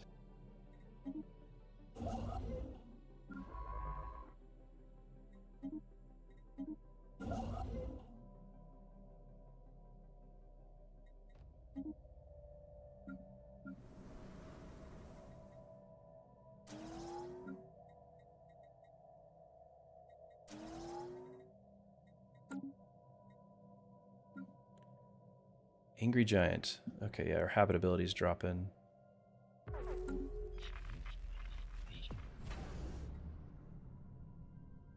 Consumed another planet. Doesn't look good.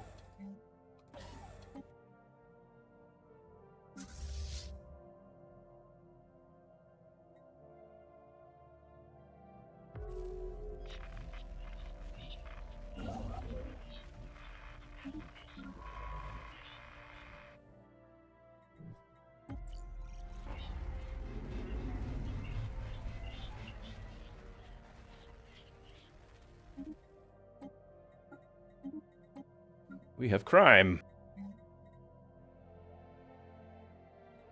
A lot of it was not paying attention.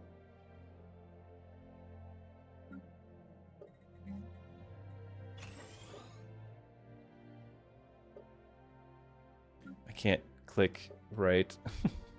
Did they change where the decisions are? Yeah, the decisions are back here now, aren't they?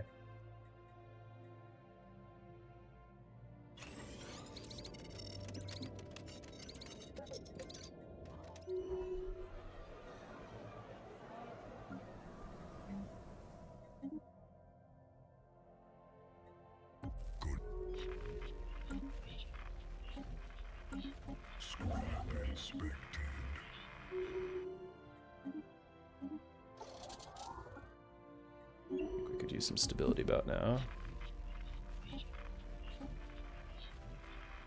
Just met like a triple empire, didn't we? What's the streaming schedule for the rest of the week? Well, probably not Thursday. That's Thanksgiving here for anyone who's not in the US. I don't actually know about Friday. I'm not against it, but families out of school, all of that. Like, if there is to be, you know, family events, and I probably need to be available. So it's a flexible one, but that's a great question that I don't have a great answer for.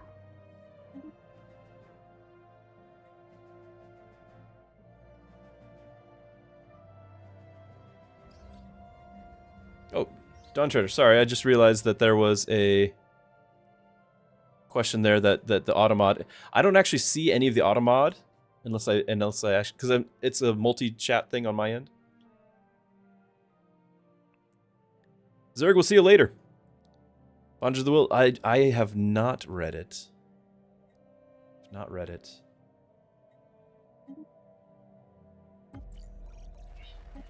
Construction complete. Special project complete. All right, we got one or two things happening at the same time over here. Of course, you're in the middle of all the other empires.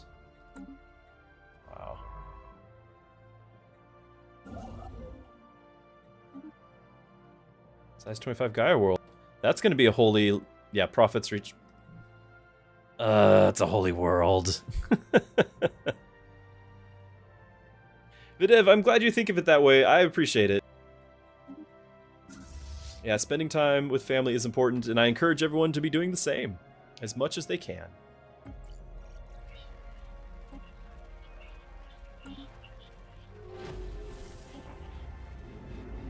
Yeah, we are just falling apart here. So your hive mind, we're gonna try to be friendly, but the corruption here is not great. Not great.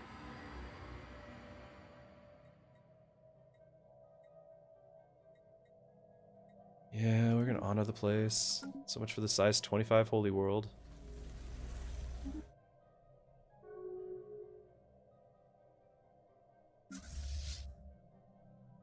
System survey report. Am I going to put some Stellaris vids on YouTube? Well, this is actually on it right now.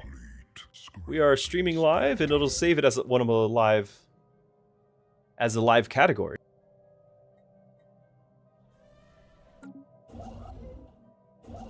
I just try not to. Twitch doesn't want the conversation to talk about other platforms, and that's understandable.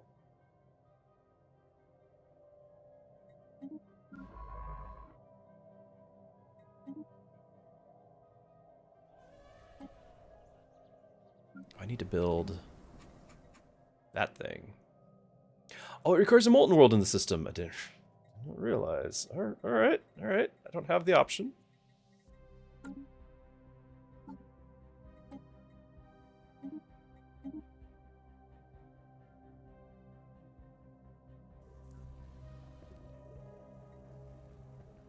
Situation log A little late for updated. that.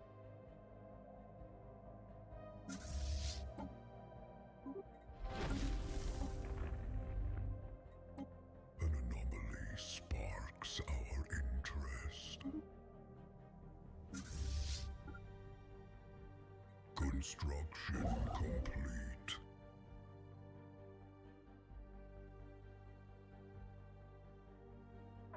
Lighting up hostile fleet.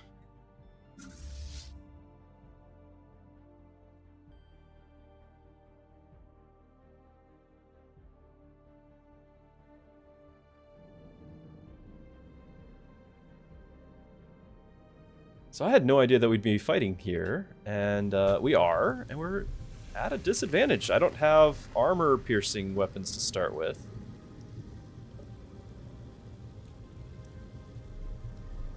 We do have some moats. Use them.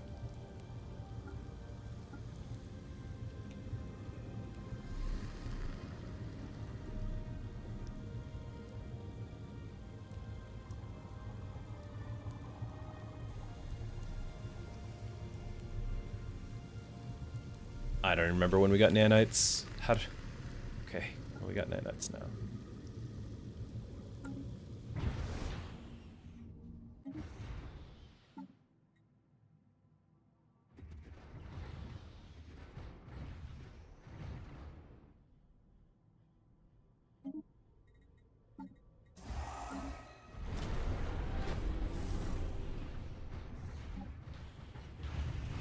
Construction complete.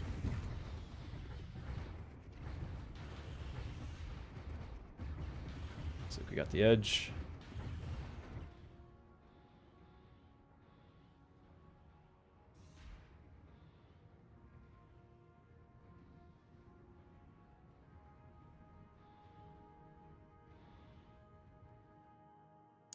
Mysterious station.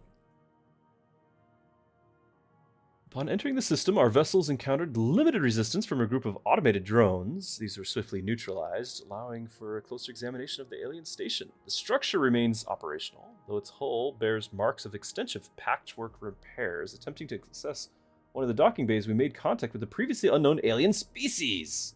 The linguistic barriers remain. Confirm that this is the installation, the origin of the tunnels affecting divine light. Efforts are now underway to establish communications. A diplomatic resolution may be possible. Failing that, we may be forced to consider more direct methods, boarding the facility or destroying it outright. However, without a thorough understanding of its purpose, such actions may carry significant risk to our star. I already have somebody hostile.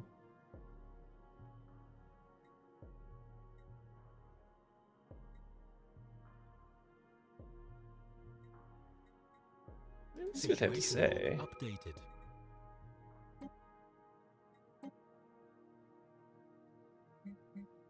Science ships here too. Oh no, and we've got space worms.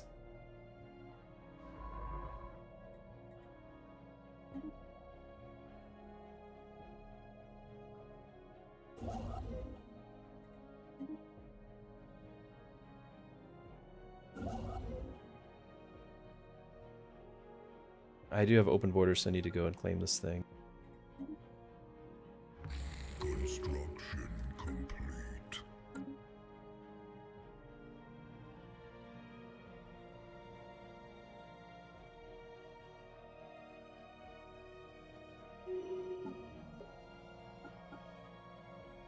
An anomaly sparks our interest. All right, we just spent all that.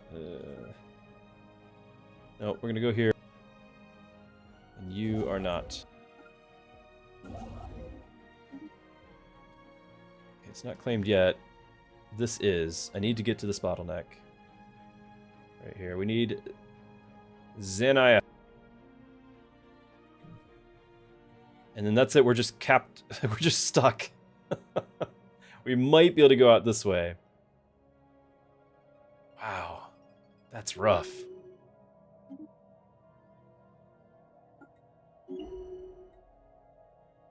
Minus 16 consumer goods. Speaking of bad situations.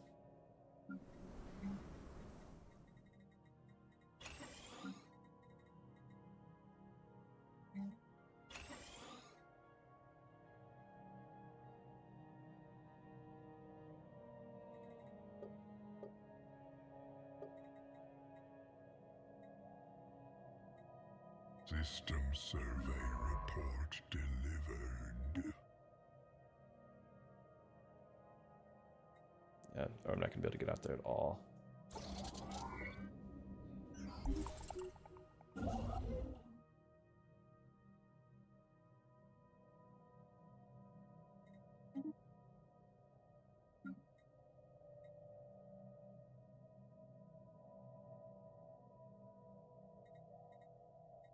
So who's consuming that many consumer goods? You got 5 here. 2 there, and 2 there. 33 from Pops.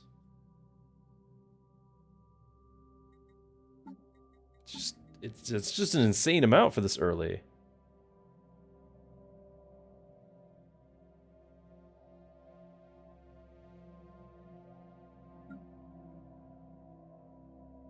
It must be because of the habitability, which, yeah, upkeep from jobs.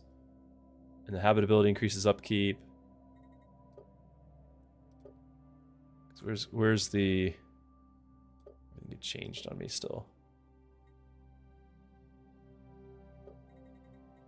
Yes, habitability, pop upkeep, plus 50%. Everything is, yeah. We need to fix our star.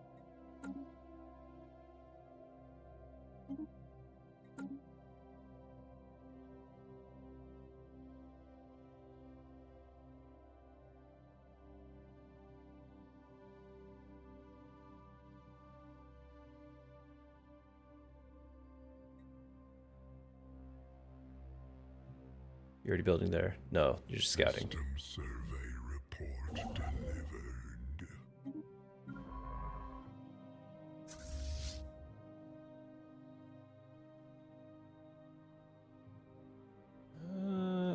I need to refit my ships and we might be able to take them on.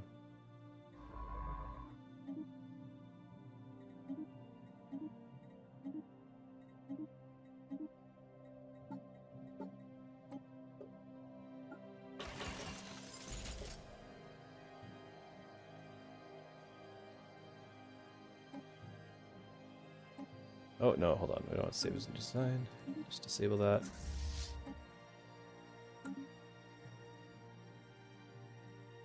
Construction complete.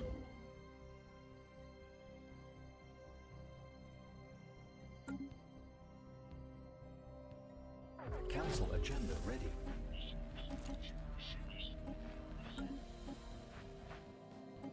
Making a few contacts. Pancake, how's the DLC? It's a bit rough, honestly. Not the DLC itself, just the game I happen to be playing. We're getting pincered in real fast.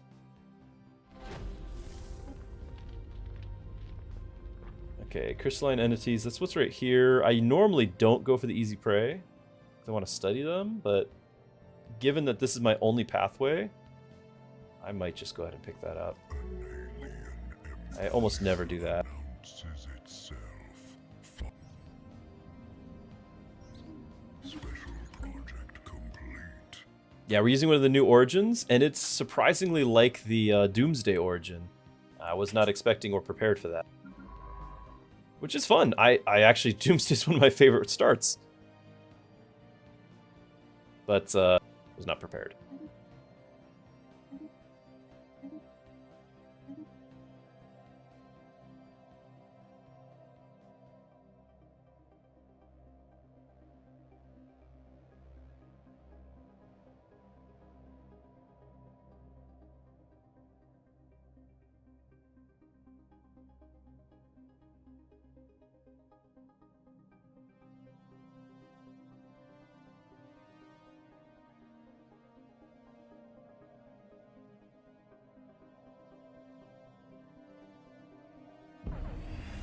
Oh, and they're hostile too. This is it's gonna be one of those games. Our fleet is prepared to bring the heat. Let's go clear those out.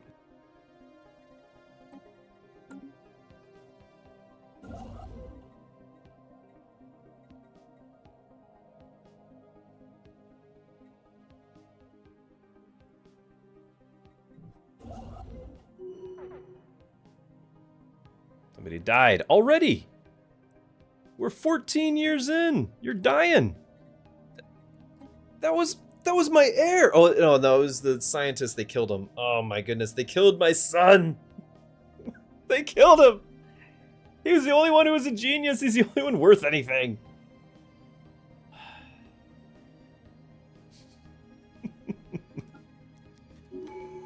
Through fire we shall be forged all the stronger, chat.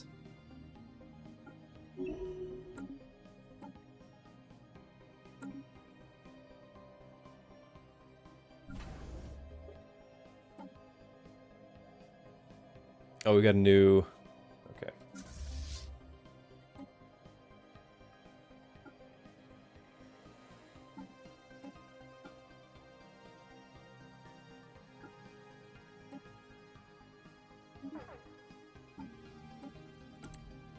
Can't afford everybody.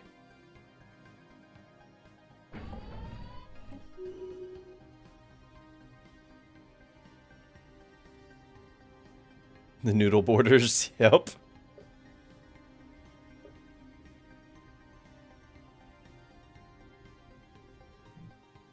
Well, we got cut off. Like, this was one of my starter planets right here. So, I'm trying to claim this bottleneck and maybe get somewhere, but... we already got a Fallen Empire up here. And these are holy worlds, so we can't use anything that we find.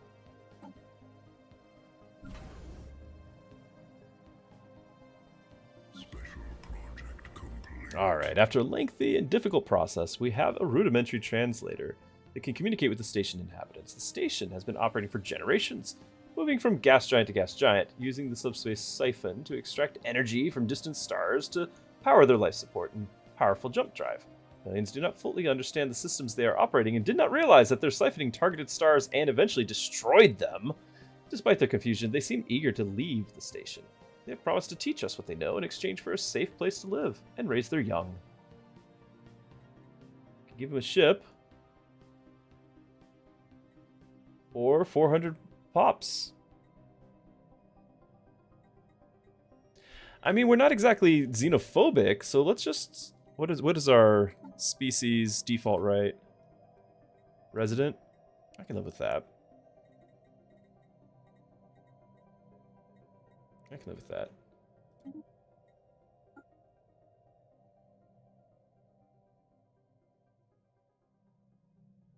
Happy, thrifty.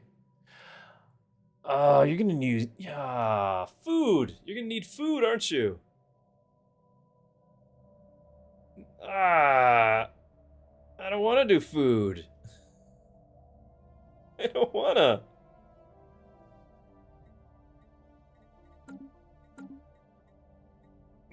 This run keeps getting better.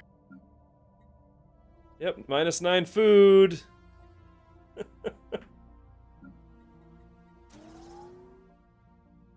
Yeah, we might have to quietly convert them. I don't know.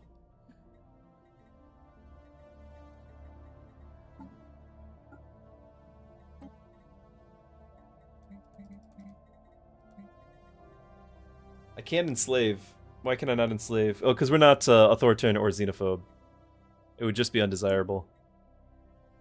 You won't tell the galaxy. Appreciate it.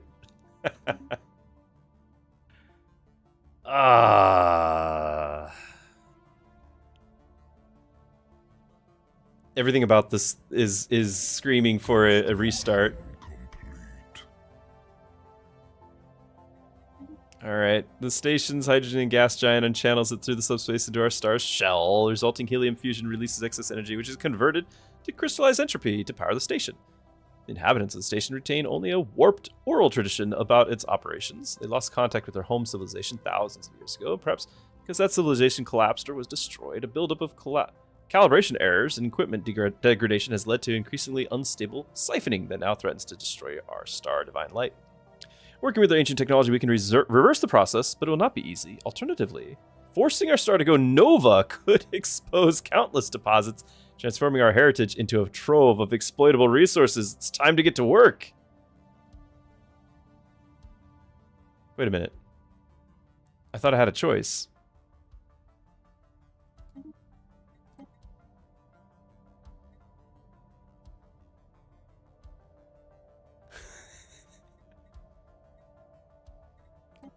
Yes. We can't even play. We have no planets.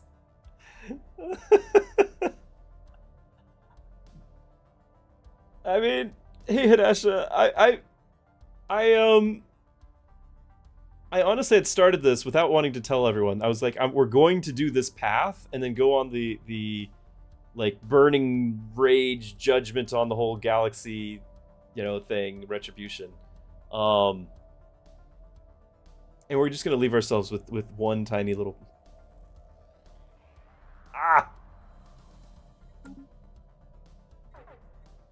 with no food. With no food on it.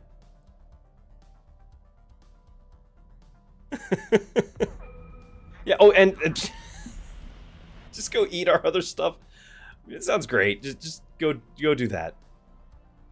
Wow.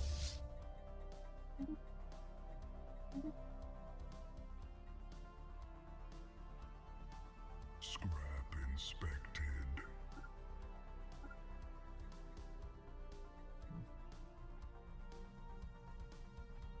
I don't even want to do anything with food. Everything's negative. We're gonna blow up our planet. This is all we have. We've got a colony ship going up there.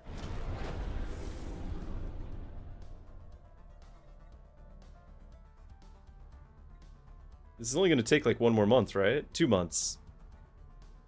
It's getting bigger. Alright, chat, we're just gonna watch this happen.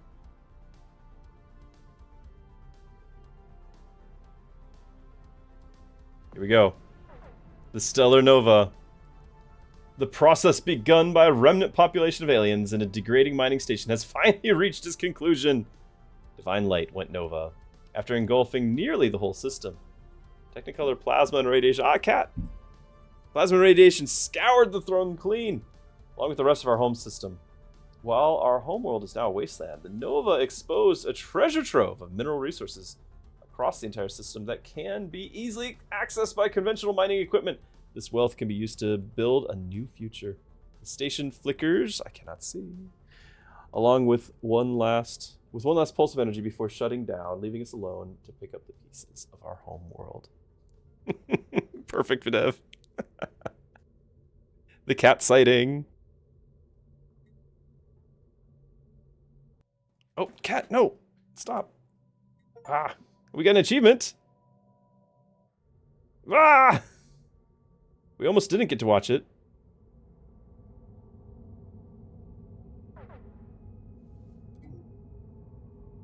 That's pretty cool.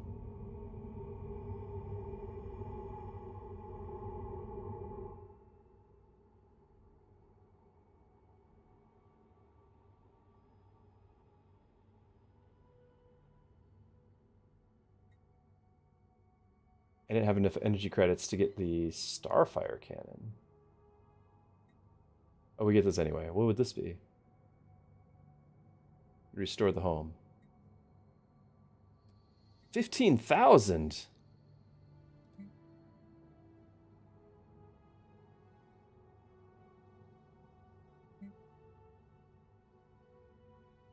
$25,000. Yeah, we're not getting there.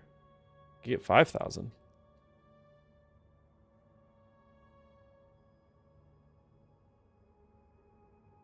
I guess we just acknowledge. Okay, well. We still have a planet here. Hold on. It didn't die.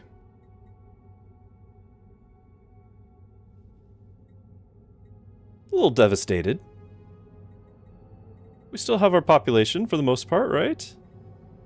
No, we got a whole bunch of we have a whole bunch of available jobs. I bet a lot of people just died. Nova Scorched.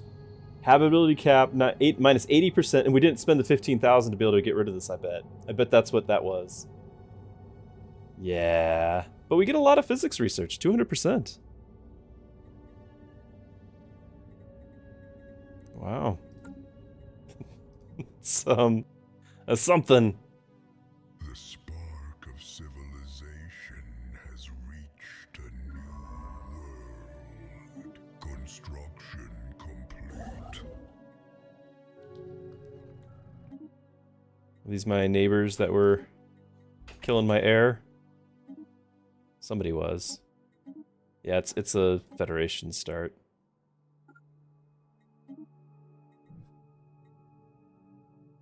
Oh, they already leapfrogged me. Ah, oh, the border gore has begun. No, everything about this so bad. Minus 40 energy because our planet's gone and we have no empire.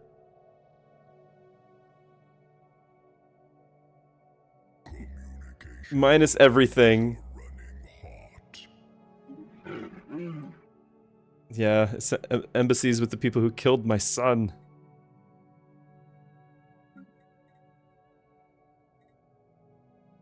Wow. Unbelievable. System survey report delivered.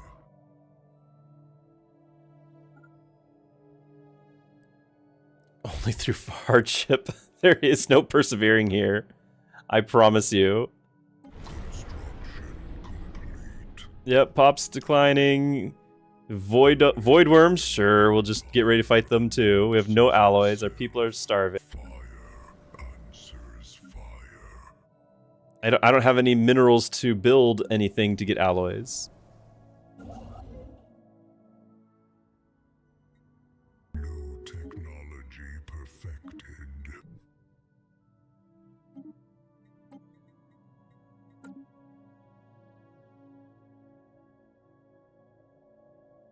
Yeah, the volcano. He's just gonna claim all that.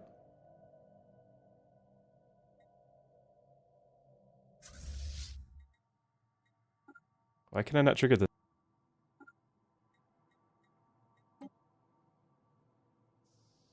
1,000 fleet power? We had 1,000. We changed our loadout. I can't, Chad. I can't do any of it. Ah! Yeah, Pancake, sparing fealty actually works a lot. In this difficulty, I find myself doing that often. It actually works quite well. It really does. But we're not even 20 years into this run. We're not even 20 years. We are the epitome of a failed state. Like, I can't. I can't get any of this back. We're minus 40 energy credits.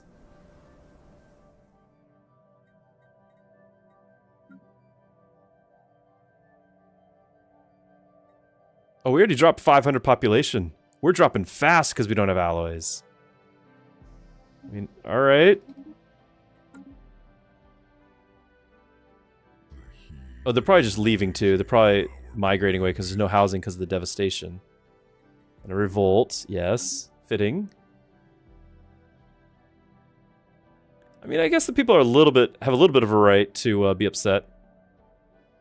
Ongoing study of the subspace mining station suggests that it stores massive amounts of thermal energy in exotic form, which our scientists are calling crystallized entropy.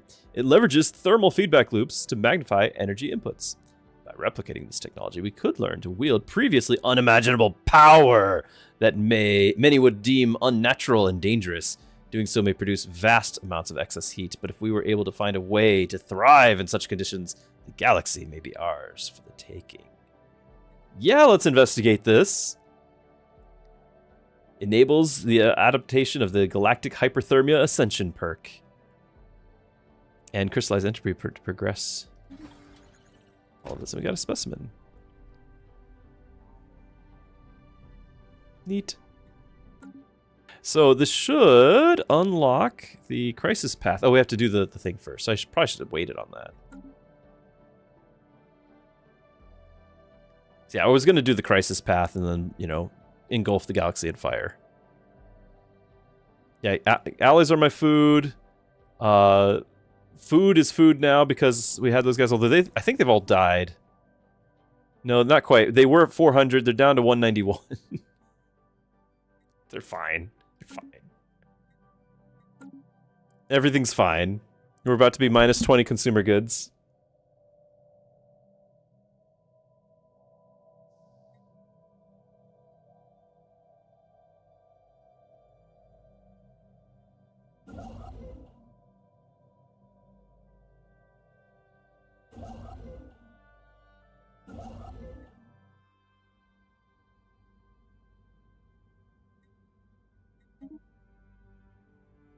Oh, the other ship's already coming this way.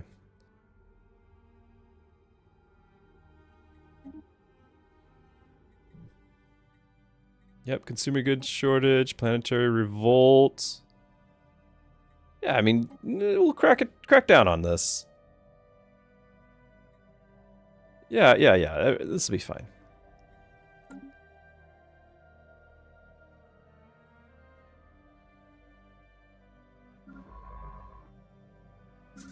We can't fight that, and I can't build any new ship. Let's go fight them. Sorry to our trapped scientist.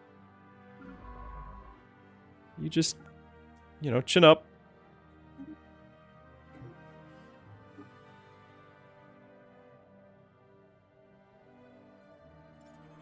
At this point, the question is, what will actually finish us first? It's kind of a race. In what way will we die?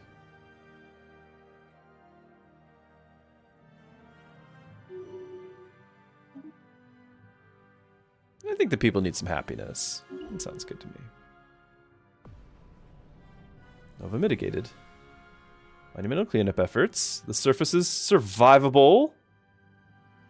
Some permanent scars will always remain. They can now be leveraged to their full potential for unique research opportunities. Okay, so the scorched is removed. Now it's mitigated.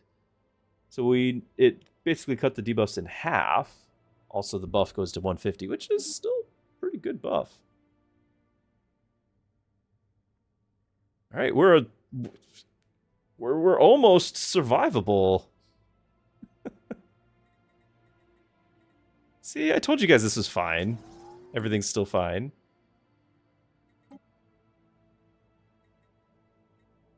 Still having a planetary revolt, I guess.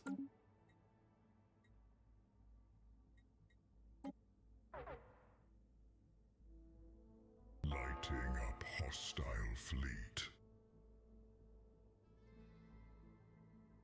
It's hoping to find a righteous guy. Cut down on the crime.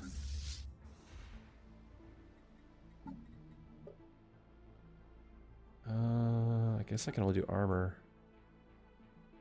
We don't have ammunition or explosives now. Yeah, we just lost our fleet. Construction complete. Rename the air. Why am I... Did you die? I don't know. Wow. Here, you keep it. You keep it. I didn't want it anyway. Oh, it's so bad. I just lost my fleets. The flame of civilization is ignited. But look at our resources.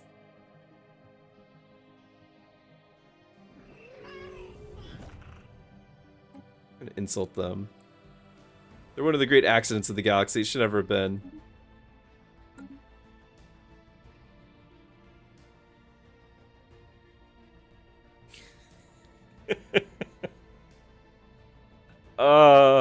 How? So, how do we progress this now? You just went back. Yeah, there is a little bit of a revolt problem.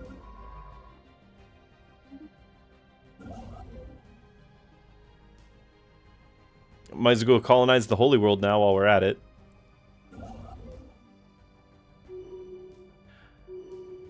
I mean, I don't even have a star base. Here, I'll refit you, have a shipyard. And he's claiming... Oh my goodness.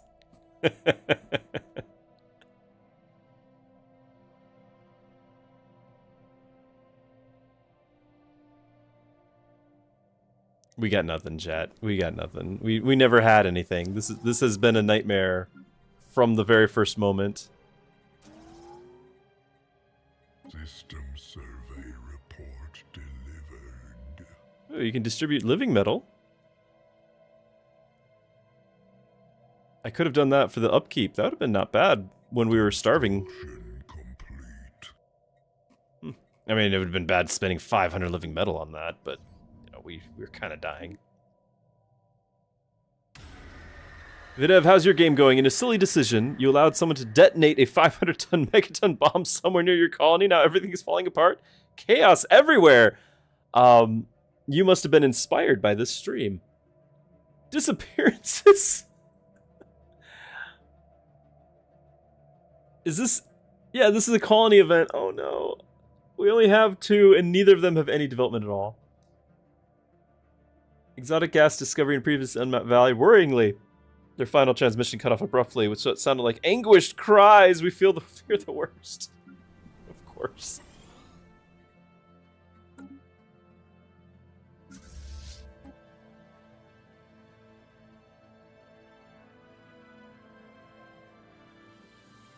This is a nebulous. I can't actually see what sort of fleet they got.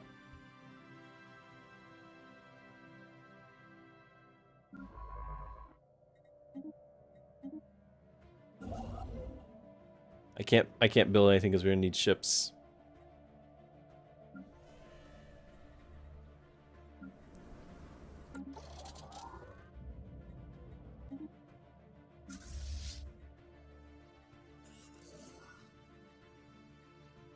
Last known location of the scout team, we discovered a landscape of highly acidic bogs exuding a mist of pure exotic gas. Swamps are home to a species of resilient native flora that is capable of surviving the extreme acidity. While the landscape is highly hazardous, conducting further research into the gas mists could prove beneficial for colony resources. Well, yeah. An anomaly sparks our interest. Yeah, one of our colonies is secretly the void spawn? Yep.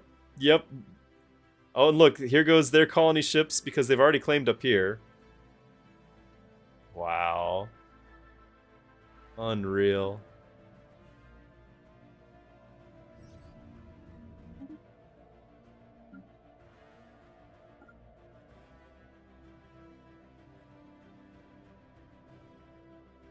An anomaly sparks our interest.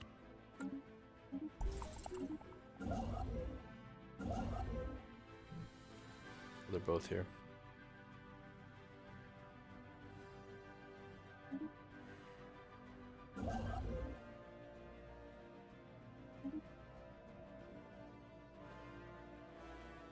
Unreal. Alright, what's up?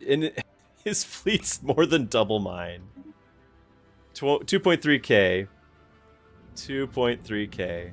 38 ships.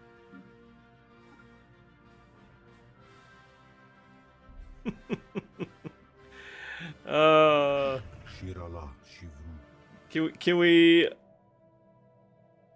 ask to become vassal? No, I think we have to have happy relations. Excellent relations or 50 trust. But you're here. I've not seen the Baron before. The Baron is of imposing stature. Everything about him radiates rigid military discipline. His boots are spotless, his uniform neatly pressed, and his eyes are watchful and calculating. But beyond strict facade, there's something else. His face is a map of grief. I come to offer my services as an admiral and tactician. Accept my pledge. I will crush those who would do you harm. Where's your fleet? To my shame, it is lost. We were orbiting a red star. Did it go nova? Making vital repairs when our enemies have ambushed us. The came from all directions. I outnumbered 10 to 1. I watched as my ships and their crews met their end around that hellish sun. As a parting gift, I was allowed to live, even now. I carry the shame of that defeat. Why do you want to join us? Yes, peace is a luxury bought by war. Should you not serve your noble house? They fell with me.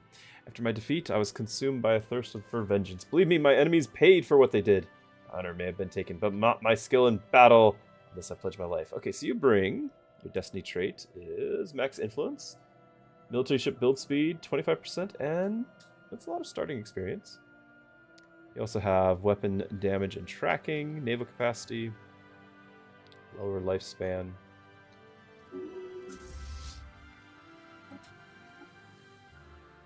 Sure.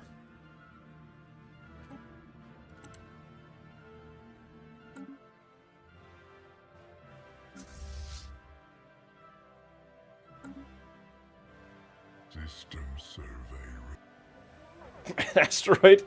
No way. Situation log updated. Fine. We should be fine. But it is amazing. I mean, we get resources from it, it's fine.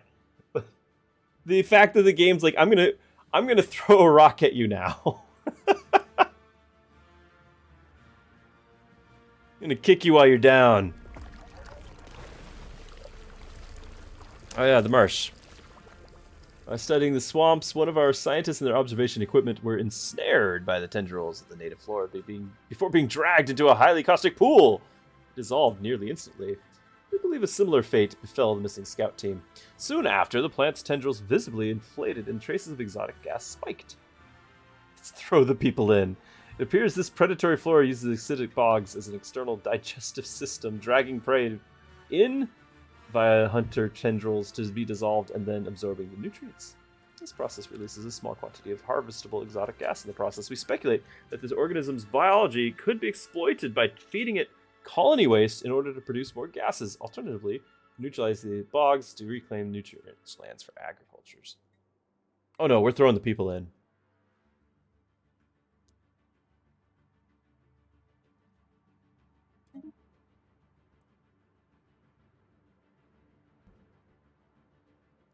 You've only ever had asteroids target pre-FTLs? I kind of think that the game has classified us as such. At this point, I'm basically a pre-FTL.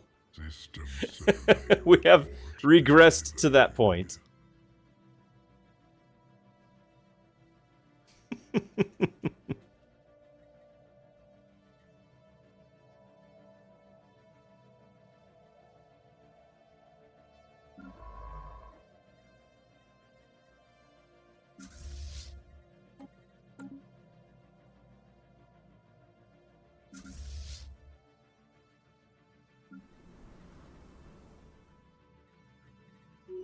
Construction. Can't even build anything because we still have all these open jobs.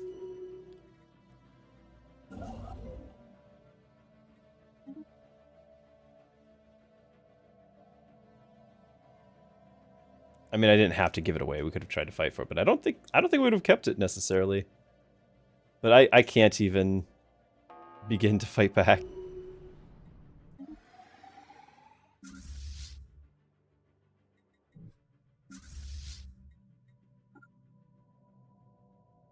You only lost a colonist? Nice, Videv. Yeah, I mean, it kind of worked about the same for me over here, you know? We're the same boat, you know? Basically the same. I'm just waiting for these guys to declare war and end this. Like, that's... We're just waiting to... What's gonna put us out of our misery?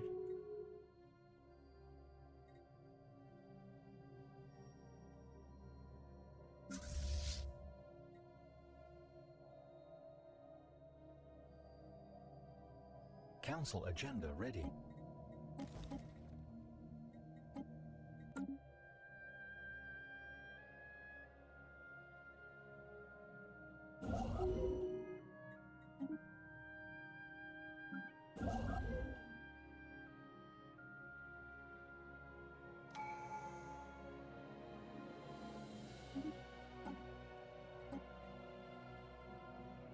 Construction complete.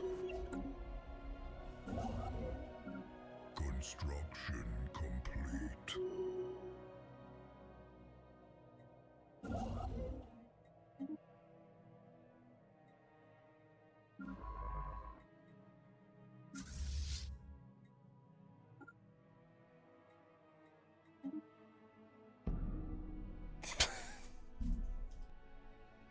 I almost got there. I almost got there. Life thriving in the cold void. Improbable. Impressive. Lighting up hostile fleet. Situation log updated. It's amazing.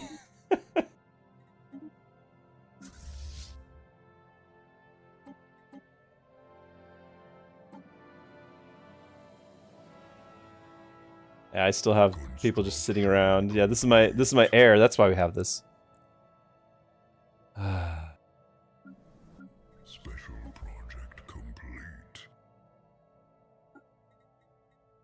Construction complete.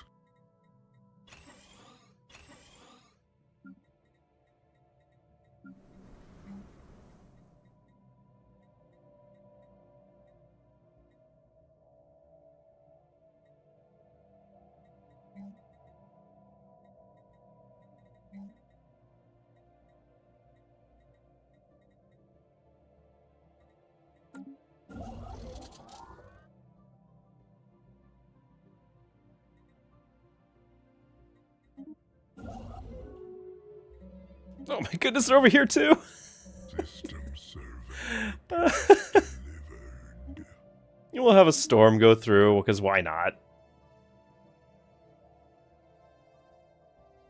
Oh my goodness, look how fast. Construction Incredible. complete.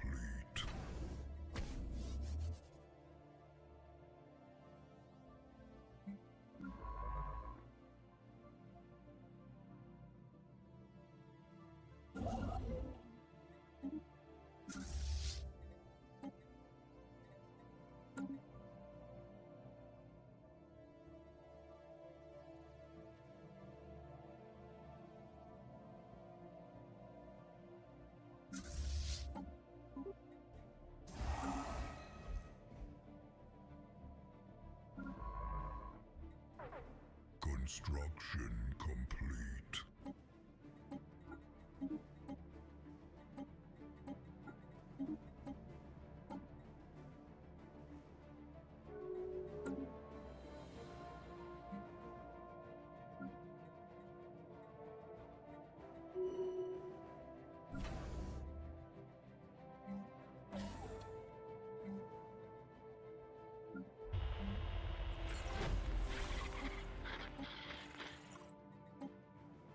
Yes, keep claiming them. Oh, that's the other guy. Hierarchy. Sorry, I'm still like coughing here.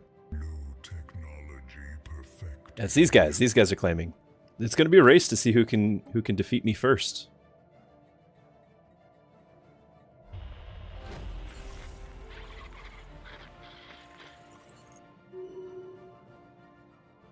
That sounds cool. I don't think we can actually utilize it. Construction complete. An alien empire announces.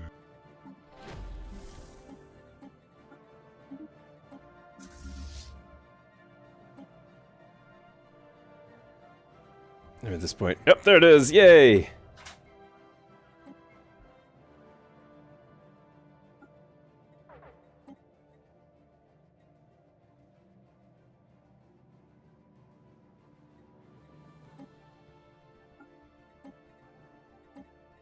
All right.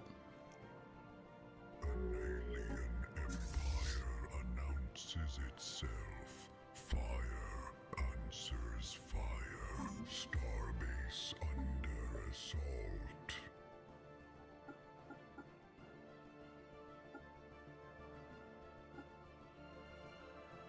I have no illusions of this actually, of us surviving this, in case anyone's wondering.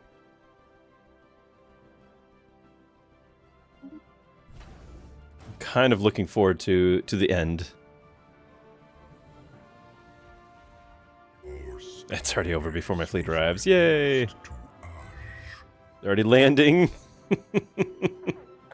Wasting. They didn't even have to bombard it. It's gone. Go take the other one, please. Go. Put me out of my misery. Oh, the other one's. It's a race. I know we could try to like surrender or whatever, but we're not. We are not.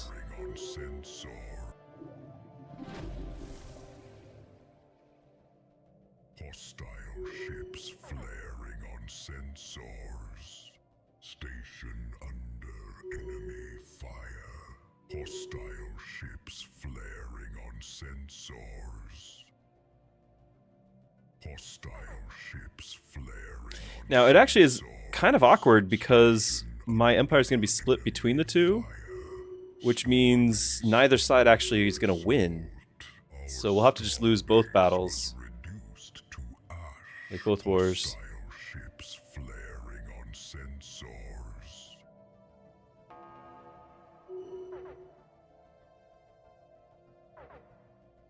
Hostile ships flaring on sensors.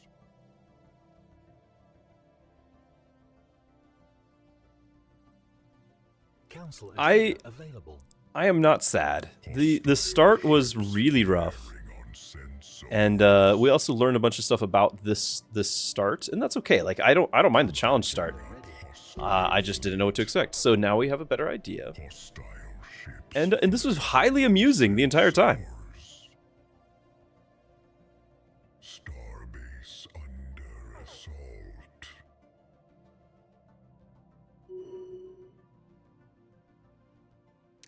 Okay, so we have lost both, but because it's under two separate empires, we have not lost. So we'll just surrender both wars. Enemies in hot pursuit. Yeah, because they're gonna take the stuff. That's fine. Okay, they did take both. All right. I can't even click it because it's game over. All right. I guess if I click continue, then I could click that, but there's nothing to continue. How'd we do on our stats? We've been destroyed. We're not even on here because we have no stats. We are dead. There is no score to be had. I can't remember the last time I've been eliminated. If I click continue, what happens? Oh, that's right. You just take over somebody else. Observer mode.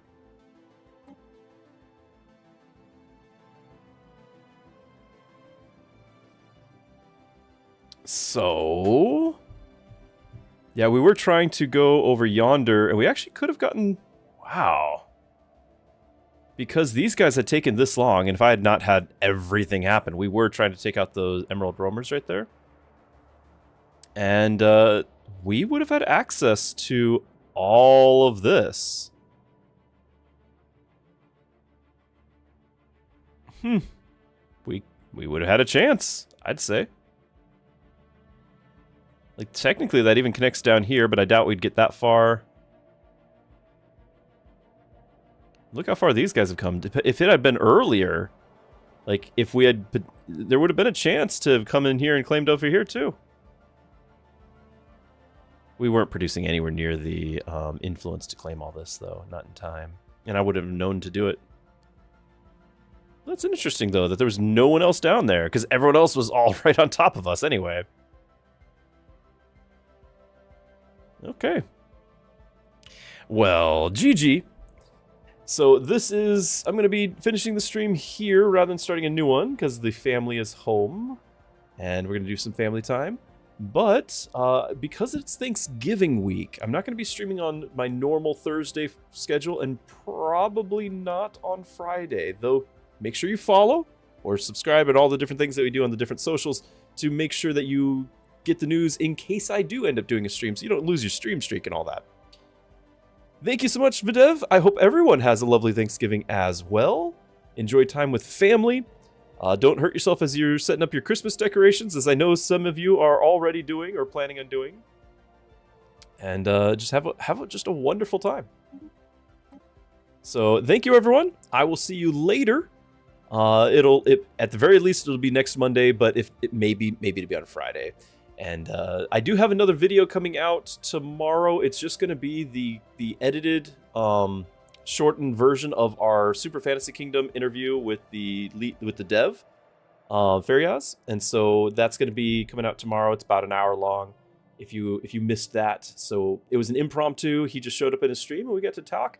I did way too much talking, not enough listening, not enough asking questions. I was not prepared, but that's okay. That's okay. Thoroughly enjoyed it. Guys, it's been a lot of fun. I will see you later. Once again, have a wonderful weekend, wonderful holiday, wonderful Thanksgiving and time with family. Good night, and God bless.